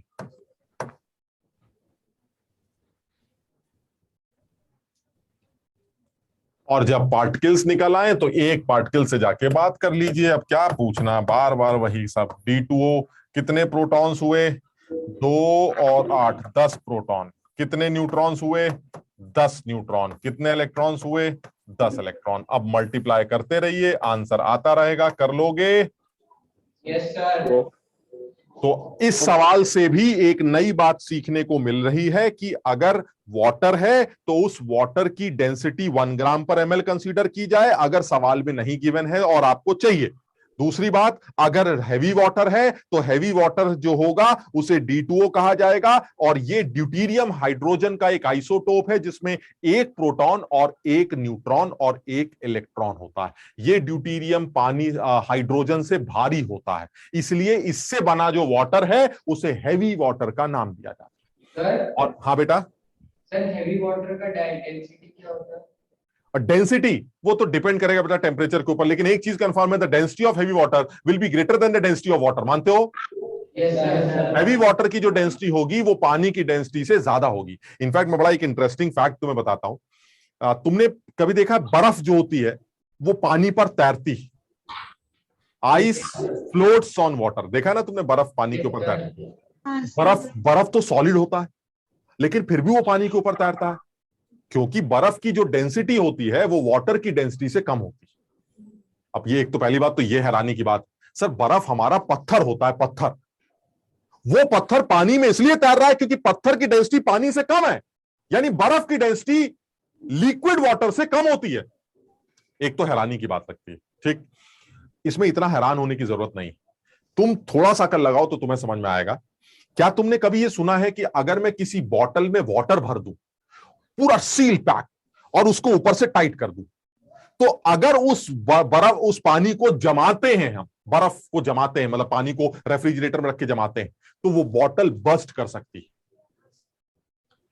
पता नहीं तुमने ये बात सुनी कि नहीं, हमें याद है छोटी क्लास में हमने पढ़ा था ये बात कि जो ठंडे इलाके होते हैं, जो ठंडे जो जहां पर बहुत ज्यादा सर्दी पड़ती है, जहां बर्फ गिरती, जैसे इंडिया की बात करते हैं, वो शिमला विमला टाइप के जो इधर उधर के ऊपर के जगह है, वहां पर जो पानी की पाइपलाइंस होती हैं वो कई बार सर्दियों में बस्ट कर जाती, पानी की जो पाइपलाइंस होती वो बस्ट कर जाती। क्यों? क्योंकि सर उतने ठंडे मौसम में कभी कभी पाइपलाइंस के अंदर बर्फ जमने लगती, और बर्फ के जमने से वॉल्यूम बढ़ता, यानी बर्फ का जो वॉल्यूम है वो उतने ही मास के पानी से ज्यादा होता। समझो, उसका रीजन ये है कि बर्फ के जो पार्टिकल्स होते हैं उसमें वाटर के जो मॉलिक्यूल्स हैं वो दूर दूर होते हैं। तुम्हें लगेगा यार बर्फ तो सर सॉलिड है, उसमें पार्टिकल पास पास होने चाहिए ना। बर्फ एक ओपन केज लाइक स्ट्रक्चर होता है, और उस ओपन स्ट्रक्चर की वजह से बर्फ का वॉल्यूम ज्यादा होता है और डेंसिटी कम होती है। बताओ, समझे बात को? जब आप इस बर्फ को पिघालते हैं, समझना, जब इसको गर्म करते हैं तो ये ऐसे पिघलती है। बताओ क्या चीज बढ़ रही है और क्या चीज घट रहा है? वॉल्यूम, डेंसिटी इंक्रीज हो रही है, वॉल्यूम कम हो रहा है और डेंसिटी बढ़ रही है। यानी जब इस पानी की बर्फ बनाते हैं तो ऐसे बनती, ये बर्फ बन गई, वॉल्यूम बढ़ गया, डेंसिटी कम हो गई। और जब बर्फ को पानी बनाते हैं तो वॉल्यूम कम हो गया, डेंसिटी बढ़ गई। मेरी बात सब लोग समझ रहे हैं? इसी वजह से जो बर्फ होती है जिसकी डेंसिटी वाटर से कम है वो पानी के ऊपर ऐसे तैरती रहती। चलिए ठीक, यानी आइस फ्लोट्स ऑन वाटर। ठीक, दूसरी बात करते हैं, अगर ये बर्फ पानी में तैर रही है तो यही आइस क्या इस हैवी वाटर में तैरेगी या नहीं? तैरेगी। पक्का तैरेगी सर। इस हैवी वाटर की डेंसिटी तो वाटर से भी ज्यादा होती है। जब बर्फ की डेंसिटी वाटर से कम है तो उस हैवी वाटर से तो कम होगी। तो इसका मतलब ये हुआ ice floats on normal water and heavy water. Clear? Yes sir. अच्छा, अब दूसरी बात कर रहा हूं, ध्यान से सुनना। क्या इस हैवी वाटर की आइस नहीं बन सकती? हैवी आइस, ऐसी हैवी आइस यस सर। बन सकती। That heavy ice floats on heavy water. Clear? Yes sir. But that heavy ice sinks in light water. Yes. And this is a interesting fact. समझो बात, मेरी बात सब लोगों को समझ में आई? दो तरह के पानी हो गए, दो तरह की बर्फ हो गई। एक हल्का पानी हल्की बर्फ, क्लियर? एक भारी पानी भारी बर्फ। ठीक है, ये समझ में आई टर्मिनोलॉजी? Yes sir. एक नॉर्मल H2O का पानी और एक नॉर्मल H2O की आइस, एक नॉर्मल D2O का पानी और एक D2O की ice. Now you have two ice and two water. हल्की आइस हल्का पानी, भारी आइस भारी पानी। ठीक, हल्की आइस फ्लोट्स ऑन हल्का पानी एंड भारी पानी बोथ, बट भारी आइस फ्लोट्स ऑन भारी वाटर बट सिंक्स इन हल्का पानी। बताओ समझे कि नहीं? Yes sir. ये एक फैक्ट है जिसको तुम चाहो तो याद कर सकते हो। आगे इस बारे में कभी बात दोबारा भी की जाएगी। बस तुम्हें ये याद रखना है, हैवी वाटर एक ऐसा आदमी है जिसको D2O कहा जाता है, जिसका molecular weight gram molecular weight 20 gram माना गया है। Heavy region, water normal water से विजुअली तो सिमिलर ही होता है ना? अब बिल्कुल सेम, सब कुछ सेम है, फर्क सिर्फ इतना है कि इसका जो मास है वो थोड़ा ज्यादा है और इसको न्यूक्लियर रिएक्टर्स वगैरह में यूज भी किया जाता है। बहरहाल और आगे बढ़ते हैं। सर D2O को हम पी सकते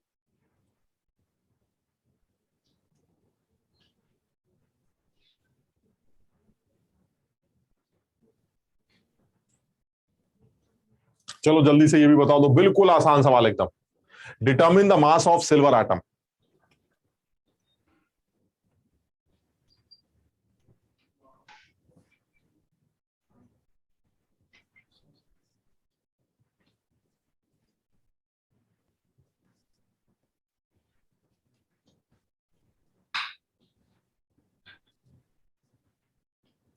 यार ये तो यार बेकार सवाल है यार, ये तो हमने बहुत पहले से कर रखा है। ये क्या दे रखा है फिर? यही तो मास है, एटॉमिक मास। लेकिन अगर तुम्हें एक एटम का मास निकालना है या एक मोल का मास निकालना है, सर एक एटम का। तो एक एटम का मास तो वैसे ही क्लियर हो गया। Mass of one silver atom, वो तो आपने दे रखा है, बस फर्क कितना है, मुझे यू लगाना है। बताओ समझे? Yes sir. और अगर आप इसको ग्राम में चाहते हैं तो मैं ग्राम में बता देता हूं, 1.66 इंटू 10⁻⁻24 ग्राम। बताइए समझ में आया? Yes sir. अगर वो कहता है what is the gram atomic weight of silver, तब क्या आंसर लिखोगे? Gram atomic mass of silver, you की जगह ग्राम लिख दो तो ग्राम एटॉमिक मास आ गया। बिल्कुल यहां पर भी वही है। अगर आपको एक मॉलिक्यूल का मास चाहिए तो 17 यू आ जाएगा, ग्राम में चाहिए तो ग्राम में ले लीजिए, मुझे क्या फर्क पड़ता है। लेकिन अगर आप ग्राम मॉलिक्यूलर वेट की बात करते हैं तो जो ग्राम मॉलिक्यूलर वेट आएगा, एक मोल का वेट, ग्राम मॉलिक्यूलर वेट, वो 17 ग्राम। यानी एक अमोनिया का वेट 17 यू और एक मोल अमोनिया का वेट 17 ग्राम। आप जैसे चाहें वैसे कर सकते हैं।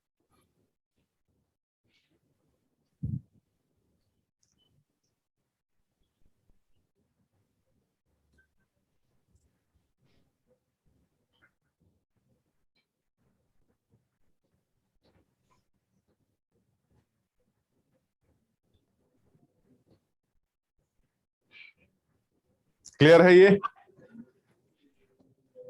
किसी को कोई चीज जो आज अभी तक हमने जो भी कुछ किया है उसमें कुछ भी पूछना हो तो वो पूछ सकता है, क्योंकि अब हम नेक्स्ट टॉपिक पर स्विच करेंगे, सेकंड कैटेगरी के सवालों पर जो आईआईटी डिस्कस करता है। फर्स्ट कैटेगरी के सवाल में वो इसी तरह की बातें करता है, एटम्स निकालो, मॉलिक्यूल्स निकालो, मास निकालो, प्रोटॉन निकालो, इलेक्ट्रॉन निकालो, वैलेंस इलेक्ट्रॉन्स निकालो। ये मेरी फर्स्ट कैटेगरी के सवाल है। अब आते हैं सेकंड कैटेगरी पे। पहले बता दो यहां तक अगर सारी चीजें क्लियर है तो आगे बढ़ते हैं। मोलर मास और ग्राम मॉलिक्यूलर मास में कोई same difference? Same same, molar mass and gram molecular mass से सेम। मोलर मास मतलब एक मोल का मास, और ग्राम मॉलिक्यूलर मास को भी हम एक मोल का मास बोलते हैं। They both are same.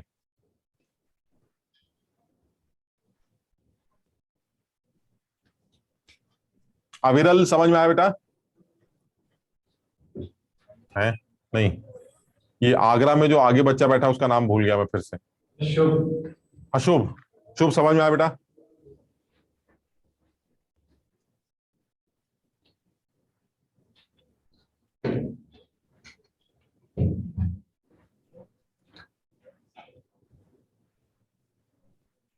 आगे बढ़े? Yes sir. चलो ठीक है, नेक्स्ट पोर्शन पे आते हैं। नेक्स्ट पोर्शन पर आने से पहले सर हाँ बेटा। सर अभी जो हमारा 26 को जो टेस्ट सीरीज है, हाँ, सर हमारा कौन कौन से टॉपिक तक आएगा? वहीं तक आएगा जहां तक कराया जाएगा बेटा, उससे अलावा नहीं आएगा। ठीक और है। तुम ये मान के चलो ज्यादातर जो सवाल आएंगे वो इन्हीं कन्वर्जन से रिलेटेड होंगे। मोल से मास निकालो, मास से मोल निकालो, एटम्स निकालो, पार्टिकल्स निकालो, एसटीपी पर वॉल्यूम निकालो, ये निकालो, प्रोटॉन निकालो, इलेक्ट्रॉन निकालो, ज्यादातर सवाल इसी से बेस्ड होंगे। ठीक है ना?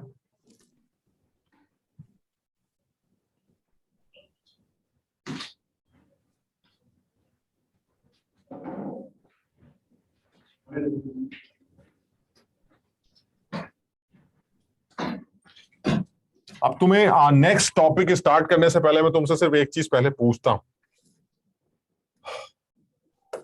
मेरे पास एक सैंपल है A2B3, ऐसी जनरल बात कर रहा है। A2B3 एक मॉलिक्यूलर सैंपल है, खूब सारे सैंपल है ना। इस सैंपल के हमें सवाल में 1 मोल दिए गए, यानी मेरे पास एक सैंपल है A2B3 का जिसका 1 मोल प्रेजेंट। आप मुझे क्या ये बता सकते हैं कि इस A2B3 के सैंपल में जो कि 1 मोल है, उसके अंदर A के कितने मोल्स हैं और B के कितने मोल्स?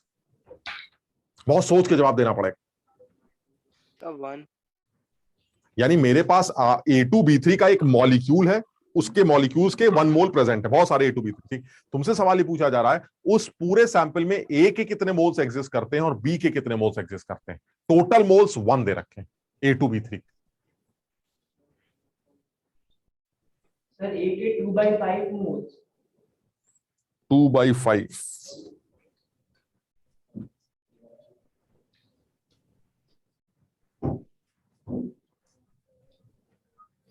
क्योंकि ये जो हम नया टॉपिक स्टार्ट करने जा रहे हैं परसेंटेज कॉम्पोजिशन से रिलेटेड, या फिर किसी भी मॉलिक्यूलर सैंपल की और एनालिसिस जो हम करने जा रहे हैं, उसमें ये वाला पॉइंट इंपॉर्टेंट, ये पॉइंट हमें क्लियर होना चाहिए। और मैं बता रहा हूं तुम अननेसरी, मैं बता रहा हूं तुम गलत सब लोग क्यों बता रहे हो या गलत सोच क्यों रहे हो, क्योंकि मैंने शुरू में ही बोल दिया कि बहुत सोच के जवाब देना, बहुत सोच के। तुम लग रहा है ज्यादा सोच रहे हो, तुम खुद अकल लगाते तो तुम लोग को समझ में आ जाता। अच्छा ऐसे करते हैं क्या बेटा,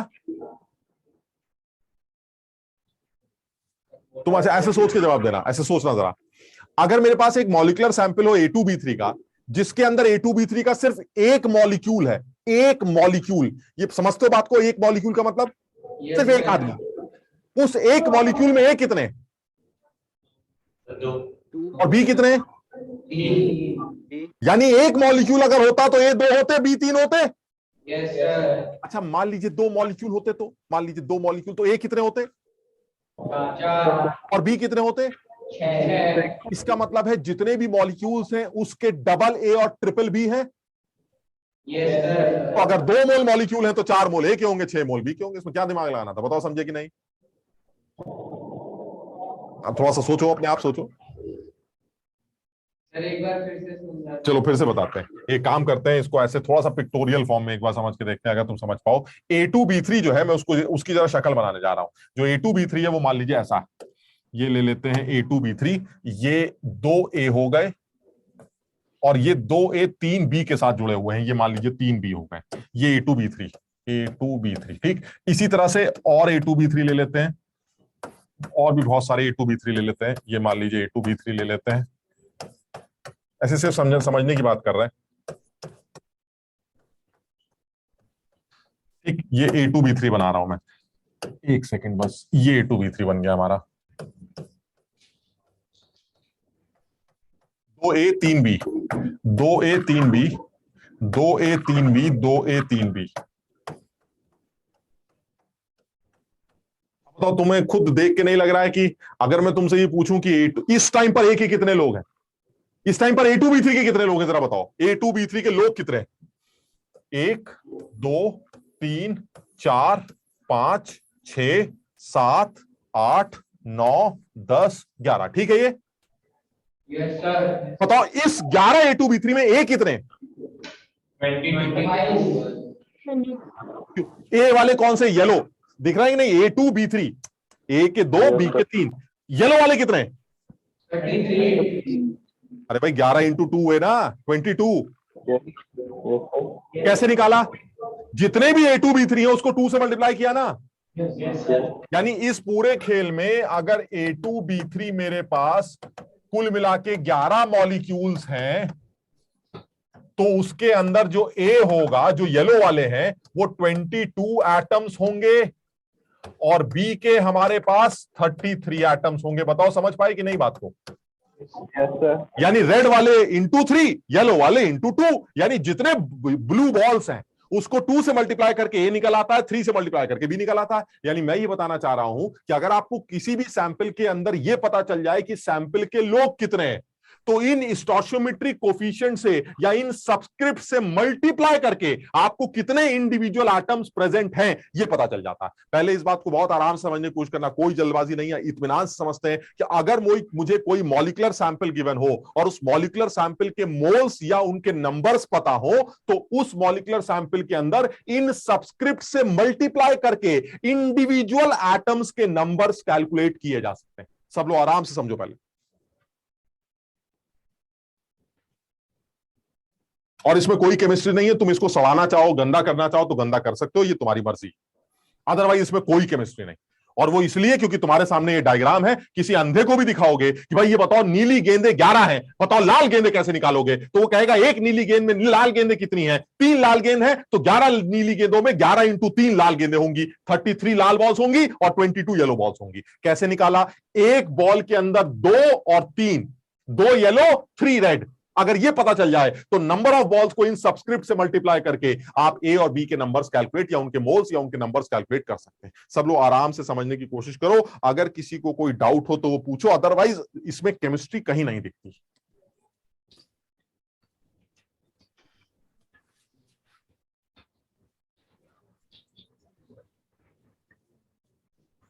मुदित समझ में आया बेटा?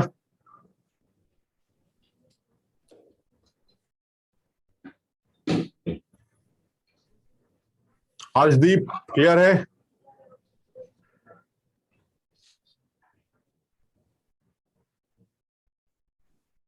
कोई जवाब ही नहीं देता है। कोमल?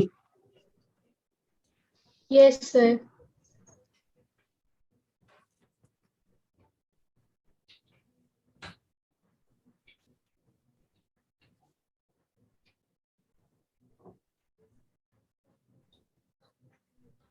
अच्छा, अब इसका क्या यूज करने जा रहे हैं हम, कोई बहुत ज्यादा टेक्निकल बात नहीं कर रहे, बड़ी सीधी सी बात की। इसमें जो हम ज्यादातर बच्चे यही करते हैं, जो अभी एक बच्चा बोल भी रहा था कि सर अगर टोटल 1 मोल है तो उसमें ए के 2/5 होंगे और बी के 3/5 होंगे ताकि टोटल 1 हो जाए। ऐसा नहीं है यार, टोटल A2B3 का अगर 1 मोल है तो उसमें ए के 2 मोल होंगे और बी के 3 मोल होंगे, उन्हीं के मिलने। तुम खुद सोचो ना, 2 ए आया 3 बी आया तब एक A2B3 बना। मेरी बात समझ लो कि नहीं? ए के 2 बी के 3 मिलकर एक A2B3 बनाते हैं, यानी ए के 4 बी के 6 मिलकर 2 A2B3 बनाएंगे। इसका मतलब ये हुआ जितने भी A2B3 बन रहे हैं उसके डबल ए चाहिए और ट्रिपल बी चाहिए। तो अगर आपके पास A2B3 का 1 मोल है तो इसका मतलब 2 मोल ए के चाहिए और 3 मोल बी के चाहिए, यानी in a sample of A2B3 which is 1 mole you have 2 moles of A and 3 moles of B. Clear है ये वाली बात? Yes sir. बस बात खत्म हो गई, इतनी ही बात इंपॉर्टेंट थी। अब इसमें कुछ नहीं बचा है। अगर तुम्हें ये बात समझ में आ गई और इससे पहले जो हम कर चुके वो समझ में आ गई तो अब हमारे लिए कुछ नया नहीं। चलिए अब मैं तुम्हें बताता हूं कि क्या पर्पस है और करना क्या है। सबसे पहले एक बड़ी सीधी सी बात से इस बात को शुरू कर लेते हैं।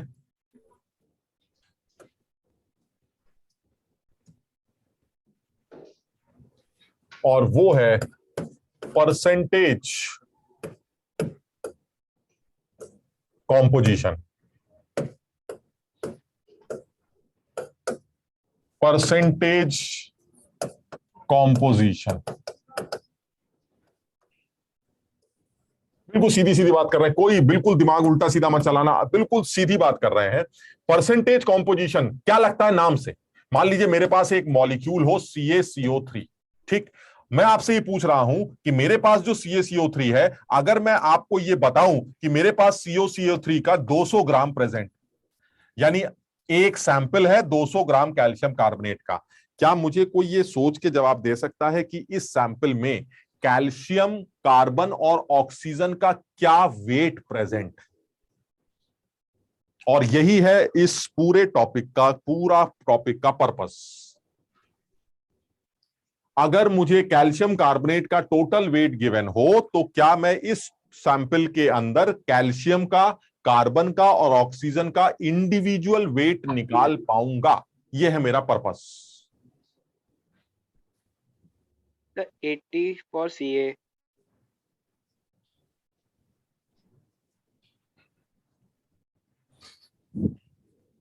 अच्छा एक काम करते हैं, तुम मुझे सोच के जवाब देना, क्या मुझे कैल्शियम कार्बोनेट के मोल्स गिवन है? No sir. अरे यार 200 ग्राम बताइए, खेल ही खत्म हो गया। अरे वेट गिवन है तो मोल नहीं गिवन है। Yes sir, yes sir. अरे भाई वाई मैप देखो, ऐसा वाई मैप तो याद करो, ऐसा थोड़ी ना कि एक सर हम झाड़ू लेके चलते हैं, झाड़ू, वो झाड़ू हमने पीछे बांध रखी, जैसे जैसे हम आगे चलते हैं पीछे झाड़ू लगती रहती है सर, पीछे साफ होता रहता है, हम आगे निकलते रहते हैं। अरे तो पीछे की चीजें भूल जाओगे तो आगे की चीजें कैसे करोगे? वो थोड़ी ना क्वेश्चन का पूछ लो, क्वेश्चन में मोल दिए हुए थे। हाँ मतलब डायरेक्ट या इनडायरेक्ट, अब हम थोड़े से बड़े हो गए, समझो बात को। सर आपने छुपा रखा है लेकिन दिख रहे हैं इसमें, सब सब मोल वोल दिख रहे हैं, समझ रहे हो ना बात को? इसका मतलब क्या हुआ कि सर अगर आपने मुझे वेट दे रखा है, मुझे दिखता है, सर आप बेकार की बातें मत करिए, मुझे मोल शोल सब दिखाई देते हैं, ठीक? यानी मुझे क्या सैंपल के मोल्स पता है? पता है। अगर मुझे सैंपल के डायरेक्ट या इनडायरेक्ट वे में मोल्स पता चल गए तो क्या तुम्हें कैल्शियम के मोल पता चल गए? A2B3 वाली कॉन्सेप्ट जो अभी हमने पढ़ा, A2B3 वाला, अगर A2B3 के मोल पता चल जाते हैं तो A के पता चल जाएंगे, B के पता चल जाएंगे और C के भी पता चल जाएंगे, यानी तीनों एटम्स के मोल्स पता चल गए। Yes sir. अरे जब मोल पता चल गए तो उन तीनों एटम्स का वेट भी तो पता चल गया, क्योंकि मोल से वेट, वेट से मोल, यहां से वहां, वहां से यहां जाना आता है, खेल खत्म हो गई। बताओ समझे बात? यानी सबसे पहले क्या करना चाहिए, जो हमें लॉजिकली लगता है, हम बिल्कुल एकदम सीधी बात कर रहे हैं, कोई इसमें घुमारे जैसे जैसे तुम पढ़ना लिखना शुरू करोगे, जैसे जैसे चीजों को सीखना शुरू करोगे, तुम्हारे दिमाग में इस तरह की बातें करने के 36 मेथड्स आएंगे। अरे सर ऐसे कर लेते ना, ऐसे कर लेते। हम उन तरीकों के बारे में बात नहीं कर रहे हैं, हम तो उस तरीके की बात कर रहे हैं जो बिल्कुल सीधा समझ में आता है, जो पुरानी बातों से लिंक है। बाद में तो तुम अपने आप कॉन्सेप्ट बिल्डअप कर लेना अपने, वो तुम्हें अपने आप समझ में आने लगे। बहुत आसान तरीका, कुछ लोग कहते हैं सर 100 ग्राम में 40 ग्राम कैल्शियम, तो 200 ग्राम में 80 ग्राम कैल्शियम, ऐसे बोलने के 36 तरीके। हम उस डिटेल में नहीं जा रहे हैं, हम तो ये कह रहे हैं यार भाई ये बताइए करना क्या है। वो कह रहा भाई एक सैंपल है, मैंने कहा बहुत बढ़िया। कह रहा उस सैंपल का वेट दे रखा है, मैंने कहा बहुत बढ़िया, मैं समझ गया मोल दे रखे। मोल आते ही इंडिविजुअल एटम्स के मोल्स मुझे पता चल जाते हैं और उन मोल से मैं एटम्स का वेट निकालना जानता हूं। ये बिल्कुल सीधी बात कर रहे हैं, इसमें कहीं कोई दो बातें नहीं कर रहे हैं। यानी कैल्शियम कार्बोनेट का अगर 200 ग्राम दे रखा है, यानी मुझे मोल्स दे रखे हैं, मोल्स ऑफ कैल्शियम कार्बोनेट 200 ग्राम। क्या फॉर्मूला है जरा जल्दी से बताओ? Weight upon gram molecular wait. कितने हुए? 2 मोल। सब लोगों को याद हो गया कैल्शियम कार्बोनेट का ग्राम मॉलिक्यूलर वेट 100 ग्राम होता है। तो हाँ वो याद भी रखना पड़ेगा, नहीं तो तुम्हें इतना तो पता करना ही है, और मैंने बताया था ये सब याद कर लो। कैल्शियम एक ऐसा आदमी जिसके पास टोटल 40 न्यूक्लियॉन्स होते हैं, कार्बन के पास 12 और ऑक्सीजन के पास 16, सब जोड़ेंगे अगर O3 करके तो ये 100 आ जाएगा, ठीक? तो यानी ये कहना चाह रहा है moles of calcium carbonate is 200 and that is 2 moles. यानी you have a sample of calcium carbonate in which the moles of calcium carbonate are 2, ठीक? अब ये बताओ क्या तुम्हें कैल्शियम कार्बोनेट के मोल्स को देखकर कैल्शियम के मोल दिखाई देते हैं? क्या बताया था अभी मैंने? अगर मॉलिक्यूलर वेट मोल्स पता चल जाए तो इंडिविजुअल एटम्स के मोल सबस्क्रिप्ट से मल्टीप्लाई करके निकल आते हैं। तो कैल्शियम का सबस्क्रिप्ट क्या है? 1, कार्बन का 1 और ऑक्सीजन का 3। अब जरा जल्दी से बताओ, अगर कैल्शियम कार्बोनेट के 2 मोल हैं तो फिर कैल्शियम के मोल्स कितने होंगे, कार्बन के कितने होंगे और ऑक्सीजन के कितने होंगे? कार्बन और कैल्शियम के 2 और कैल्शियम के 2, कार्बन के 2, लेकिन ऑक्सीजन के 6। बताओ समझे? Yes sir. और जब तीनों लोगों के मोल मिल गए तो क्या तीनों का मास भी आता है? हाँ सर, क्योंकि मोल्स के बाद मास निकालने के लिए ग्राम एटॉमिक मास या ग्राम मॉलिक्यूलर मास से मल्टीप्लाई किया जाता है। Since this is an atom तो इसके ग्राम एटॉमिक वेट से मल्टीप्लाई करेंगे, and the gram atomic weight of calcium is 40 gram, so ultimately the weight is 80 gram. Clear? Yes sir. इसी तरह से अगर कार्बन का वेट निकालना हो तो इसके ग्राम एटॉमिक वेट से मल्टीप्लाई करेंगे, that is 12 and it is 24 gram. Similarly अगर ऑक्सीजन का वेट निकालना हो तो इसके ग्राम मॉलिक्यूलर वेट 16 ग्राम से मल्टीप्लाई करेंगे and that is 96 gram. So the wait of calcium is 80 gram and the weight of carbon is 24 and the weight of oxygen is 96 gram in this 200 gram sample. और मजे की बात क्या है, एक बार इन तीनों को ऐड करो 200 ही आना चाहिए, क्योंकि मास तो कंजर्व रहता है। इन्हीं की वजह से मास है, इस मॉलिक्यूल का मास इनके इंडिविजुअल एटम्स के मासेस की वजह से है, और इंडिविजुअल एटम के मासेस ये हैं, इसलिए टोटल मॉलिक्यूल का मास इन तीनों के मास के सम के बराबर 200 के बराबर ही होना चाहिए। आराम से सब लोग समझने की कोशिश करें अभी। हाँ बेटा। सर एक बार आपने इंडिविजुअली वो मोल्स कैसे निकाले एक बार बता। ठीक, एक सेकंड। ये समझ में आ गया कि टोटल इस सैंपल के मोल्स 2 मोल हैं, यहां तक समझ में आया था ये? Yes sir. ठीक, अब ये बताओ अगर इस पूरे सैंपल के 2 मोल हैं तो कैल्शियम के कितने मोल्स होंगे? अच्छा, एक सेकंड भूल जाओ इसको। अभी एक सवाल किया था, अभी एक बात हुई थी हमारी, अगर A2B3 के 2 मोल होंगे तो बताओ A के कितने होंगे? क्या किया हमने? इसके सबस्क्रिप्ट से इसको मल्टीप्लाई कर दिया, ये 4 आ गया। बी के कितने होंगे? 6। अच्छा, अब इसी की बात करते हैं। इसके टोटल मोल 2 दे रखे हैं, तो कैल्शियम के कितने होंगे? 2। और कार्बन के 2। और ऑक्सीजन के? 6। वही तो किया है। Yes. और जब मोल आ जाते हैं तो वेट निकालने के लिए इनके ग्राम एटॉमिक वेट से मल्टीप्लाई कर देते हैं। कैल्शियम का ग्राम एटॉमिक वेट 40 ग्राम होता है, मल्टीप्लाई किया 80 ग्राम आ गया। कार्बन का 12 मल्टीप्लाई किया 24 ग्राम, 16 से मल्टीप्लाई किया खट से 96 ग्राम। यानी in this 200 gram calcium carbonate sample you have 80 grams of calcium, 24 grams of carbon and 96 gram oxygen atoms, weight individual atoms का। यहां तक ठीक है? Yes, sir. आखिरी स्टेप, इनकी परसेंटेज और निकाल लेते हैं।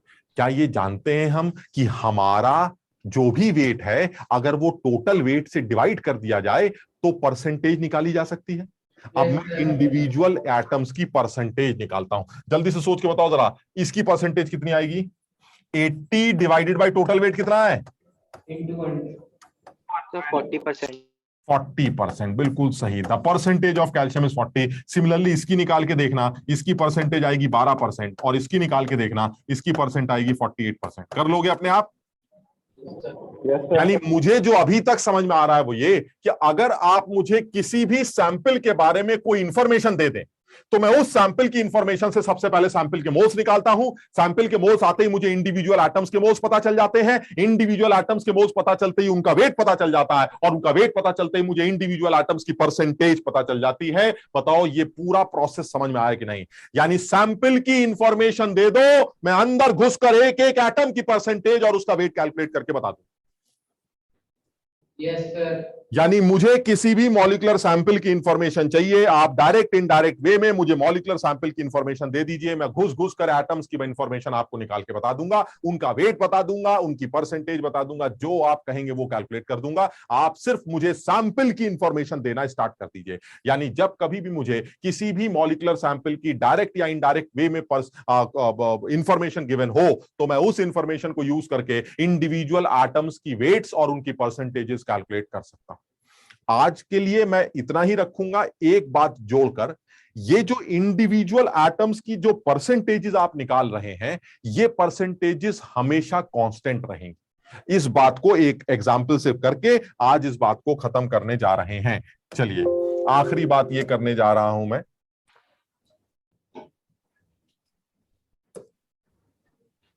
तुमने अभी 200 ग्राम कैल्शियम कार्बोनेट में इंडिविजुअल एटम्स की परसेंटेज कैलकुलेट की थी। चलिए मैं अपने सैंपल की शक्ल बदल देता हूं और अपने सैंपल को 150 ग्राम बना देता हूं। चलिए ठीक है सर, अब बताइए क्या करें? कुछ नहीं सर, बिल्कुल सेम प्रोसेस है। सबसे पहला स्टेप क्या करना चाहिए? सैंपल के मोल्स निकालने चाहिए। Yes, sir. चलिए तो सबसे पहले सैंपल के मोल निकाल लेते हैं। अब तो मेरे ख्याल से ज्यादातर लोगों को समझ में आने लगा होगा, सैंपल के मोल 1.5 मोल होंगे। क्लियर? अब जब सैंपल के मोल आ जाते हैं तो सर आप इंडिविजुअल एटम्स के मोल्स निकाल लीजिए। A2B3 वाला सिंपल कॉन्सेप्ट है। कैल्शियम के भी 1.5 मोल होंगे, कार्बन के भी 1.5 होंगे और ऑक्सीजन के 4.5 मोल होंगे। क्लियर है? Yes, sir. चलिए मोल आ गए। जब मोल आ जाते हैं तो सर वेट निकाल लेंगे, इसके ग्राम मॉलिक्यूलर वेट से मल्टीप्लाई कर देंगे, इसके ग्राम मॉलिक्यूलर वेट से मल्टीप्लाई कर देंगे और इसके ग्राम मॉलिक्यूलर वेट से मल्टीप्लाई कर देंगे। इसके ग्राम मॉलिक्यूलर वेट से मल्टीप्लाई करने से ये 60 ग्राम आ जाएगा भाई साहब, इसको मल्टीप्लाई करने से ये 18 ग्राम आ जाएगा और इसको मल्टीप्लाई करने से ये कितना आ जाएगा? 72 ग्राम आ जाएगा। एक बार जोड़ के देख लो 150 आ रहा है कि नहीं? Yes, sir. आ रहा है। सबके वेट आ गए तो चलिए सर एक काम का और कर देते हैं। जब इतना किया है तो परसेंटेज भी निकाल लेते हैं। 60 अपॉन टोटल कितना है? 150. कैलकुलेट करके देखो, ये 40% आए। 18 अपॉन टोटल कितना है? कैलकुलेट करके देखो, ये 12% आए। और 72 अपॉन टोटल कितना है? कैलकुलेट करके देखो, ये आज भी 48% ही आएगा। आप जरा चेक करके देख लीजिए मैं आपको क्या बताना चाह रहा हूं। मैं बताना ये चाह रहा हूं कि सैंपल के वेट को बदलने से परसेंटेजेस पर फर्क नहीं पड़ता भाई साहब। तो फर्क किस पे पड़ता है सर? फर्क पड़ता है इंडिविजुअल आइटम्स के वेट्स के ऊपर, उनके मोल्स के ऊपर, क्योंकि सैंपल के मोल बदल रहे हैं। यानी सैंपल का वेट बदलोगे तो सैंपल के मोल बदलेंगे, सैंपल के मोल बदलेंगे तो उसका भार या कम या ज्यादा, यानी अगर सैंपल ज्यादा तो कैल्शियम भी ज्यादा, कार्बन भी ज्यादा, ऑक्सीजन भी ज्यादा। क्लियर? और अगर सैंपल कम कर दोगे तो कैल्शियम भी कम हो जाएगा, कार्बन भी कम हो जाएगा, ऑक्सीजन भी कम हो जाएगा, लेकिन परसेंटेज चेंज नहीं होंगी। समझो, यानी the percentage composition of a molecule remains constant irrespective, वो कितना लिया गया कितना नहीं लिया गया मुझे इससे फर्क नहीं पड़ता। तुम 50 ग्राम कैल्शियम कार्बोनेट ले लो, 200 ग्राम ले लो, 350 ले लो, 1.7 ग्राम ले लो, 450 ग्राम, जो दिल करे ले लो, उसमें कैल्शियम की परसेंटेज हमेशा 40 निकल के आएगी। फर्क सिर्फ इतना होगा, सैंपल के वेट्स को बदलने से इंडिविजुअल आइटम्स के वेट बदल सकते हैं लेकिन परसेंटेज चेंज नहीं हो सकती। बताओ बात समझे कि नहीं?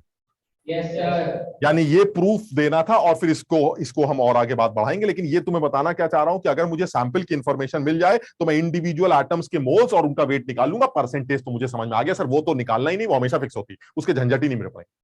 मेन चीज है कि आपको सैंपल मिल गया, उससे ये मिल गया, उससे ये मिल गया और उससे उनका वेट आ गया, यहां तक निकालना जो है हमारे लिए बहुत इंपॉर्टेंट है, क्योंकि ये बहुत सारे सवाल बनाता है। परसेंटेज वाली बात तो कोई बहुत ज्यादा इंपॉर्टेंट नहीं है, क्योंकि दुनिया जानती है ये तो हमेशा कांस्टेंट ही रहती है। एक आदमी के एक मॉलिक्यूल के अंदर इंडिविजुअल एटम्स की परसेंटेज हमेशा कांस्टेंट रहती है, उसका मॉलिक्यूलर सैंपल के वेट से, उसके अमाउंट से कोई फर्क नहीं पड़ता। क्लियर है? Yes sir. आज की क्लास के लिए इतना ही रखते हैं, अगली क्लास में इसी बात को थोड़ा सा और आगे बढ़ाएंगे और जितना भी करा दिया जाएगा उस वही टेस्ट में पूछा जाएगा, लेकिन उम्मीद कर रहे हैं टेस्ट में सब लोगों को जबरदस्त स्कोर करना है। एकदम समझ लो, ये ऑल इंडिया लेवल पर टेस्ट होगा, सारे सेंटर्स के बच्चे बैठेंगे, तो इसमें जो एक बेसिक नॉलेज होगी जो तुम्हारी चेक की जाएगी, और वो बेसिक वही है जिसको वाई मैप जिसके जबान पर होगा उसके लिए सवाल करना आसान होता है। कुछ बातें याद करके आनी पड़ेंगी कि हम बैठे हुए हैं, सर आपने बताया नहीं नाइट्रोजन का वेट कितना होता है, अरे भाई ये सब नहीं बताया जाएगा, पहले से याद करके आना पड़ेगा। Carbon, nitrogen, oxygen, sulphur, calcium, ये इतने कॉमन लोग हैं, इनके प्रोटॉन्स, न्यूट्रॉन्स, इलेक्ट्रॉन्स के नंबर और इनके जो भी एटॉमिक मासेस होते हैं वो याद करके आने चाहिए, ताकि सवाल करते वक्त टाइम ना लगे। ठीक है ना? तो आज इतना ही करते हैं, अगली क्लास में फिर मुलाकात करते हैं। Thank you. सर ये टेस्ट ऑफलाइन सेंटर पर ही होगी ना? टेस्ट जो बच्चे ऑफलाइन क्लास कर रहे हैं वो ऑफलाइन सेंटर पर ही होगा। हाँ बिल्कुल। Okay sir. ऑनलाइन वालों को भी ऑफलाइन सेंटर पे जाना पड़ेगा?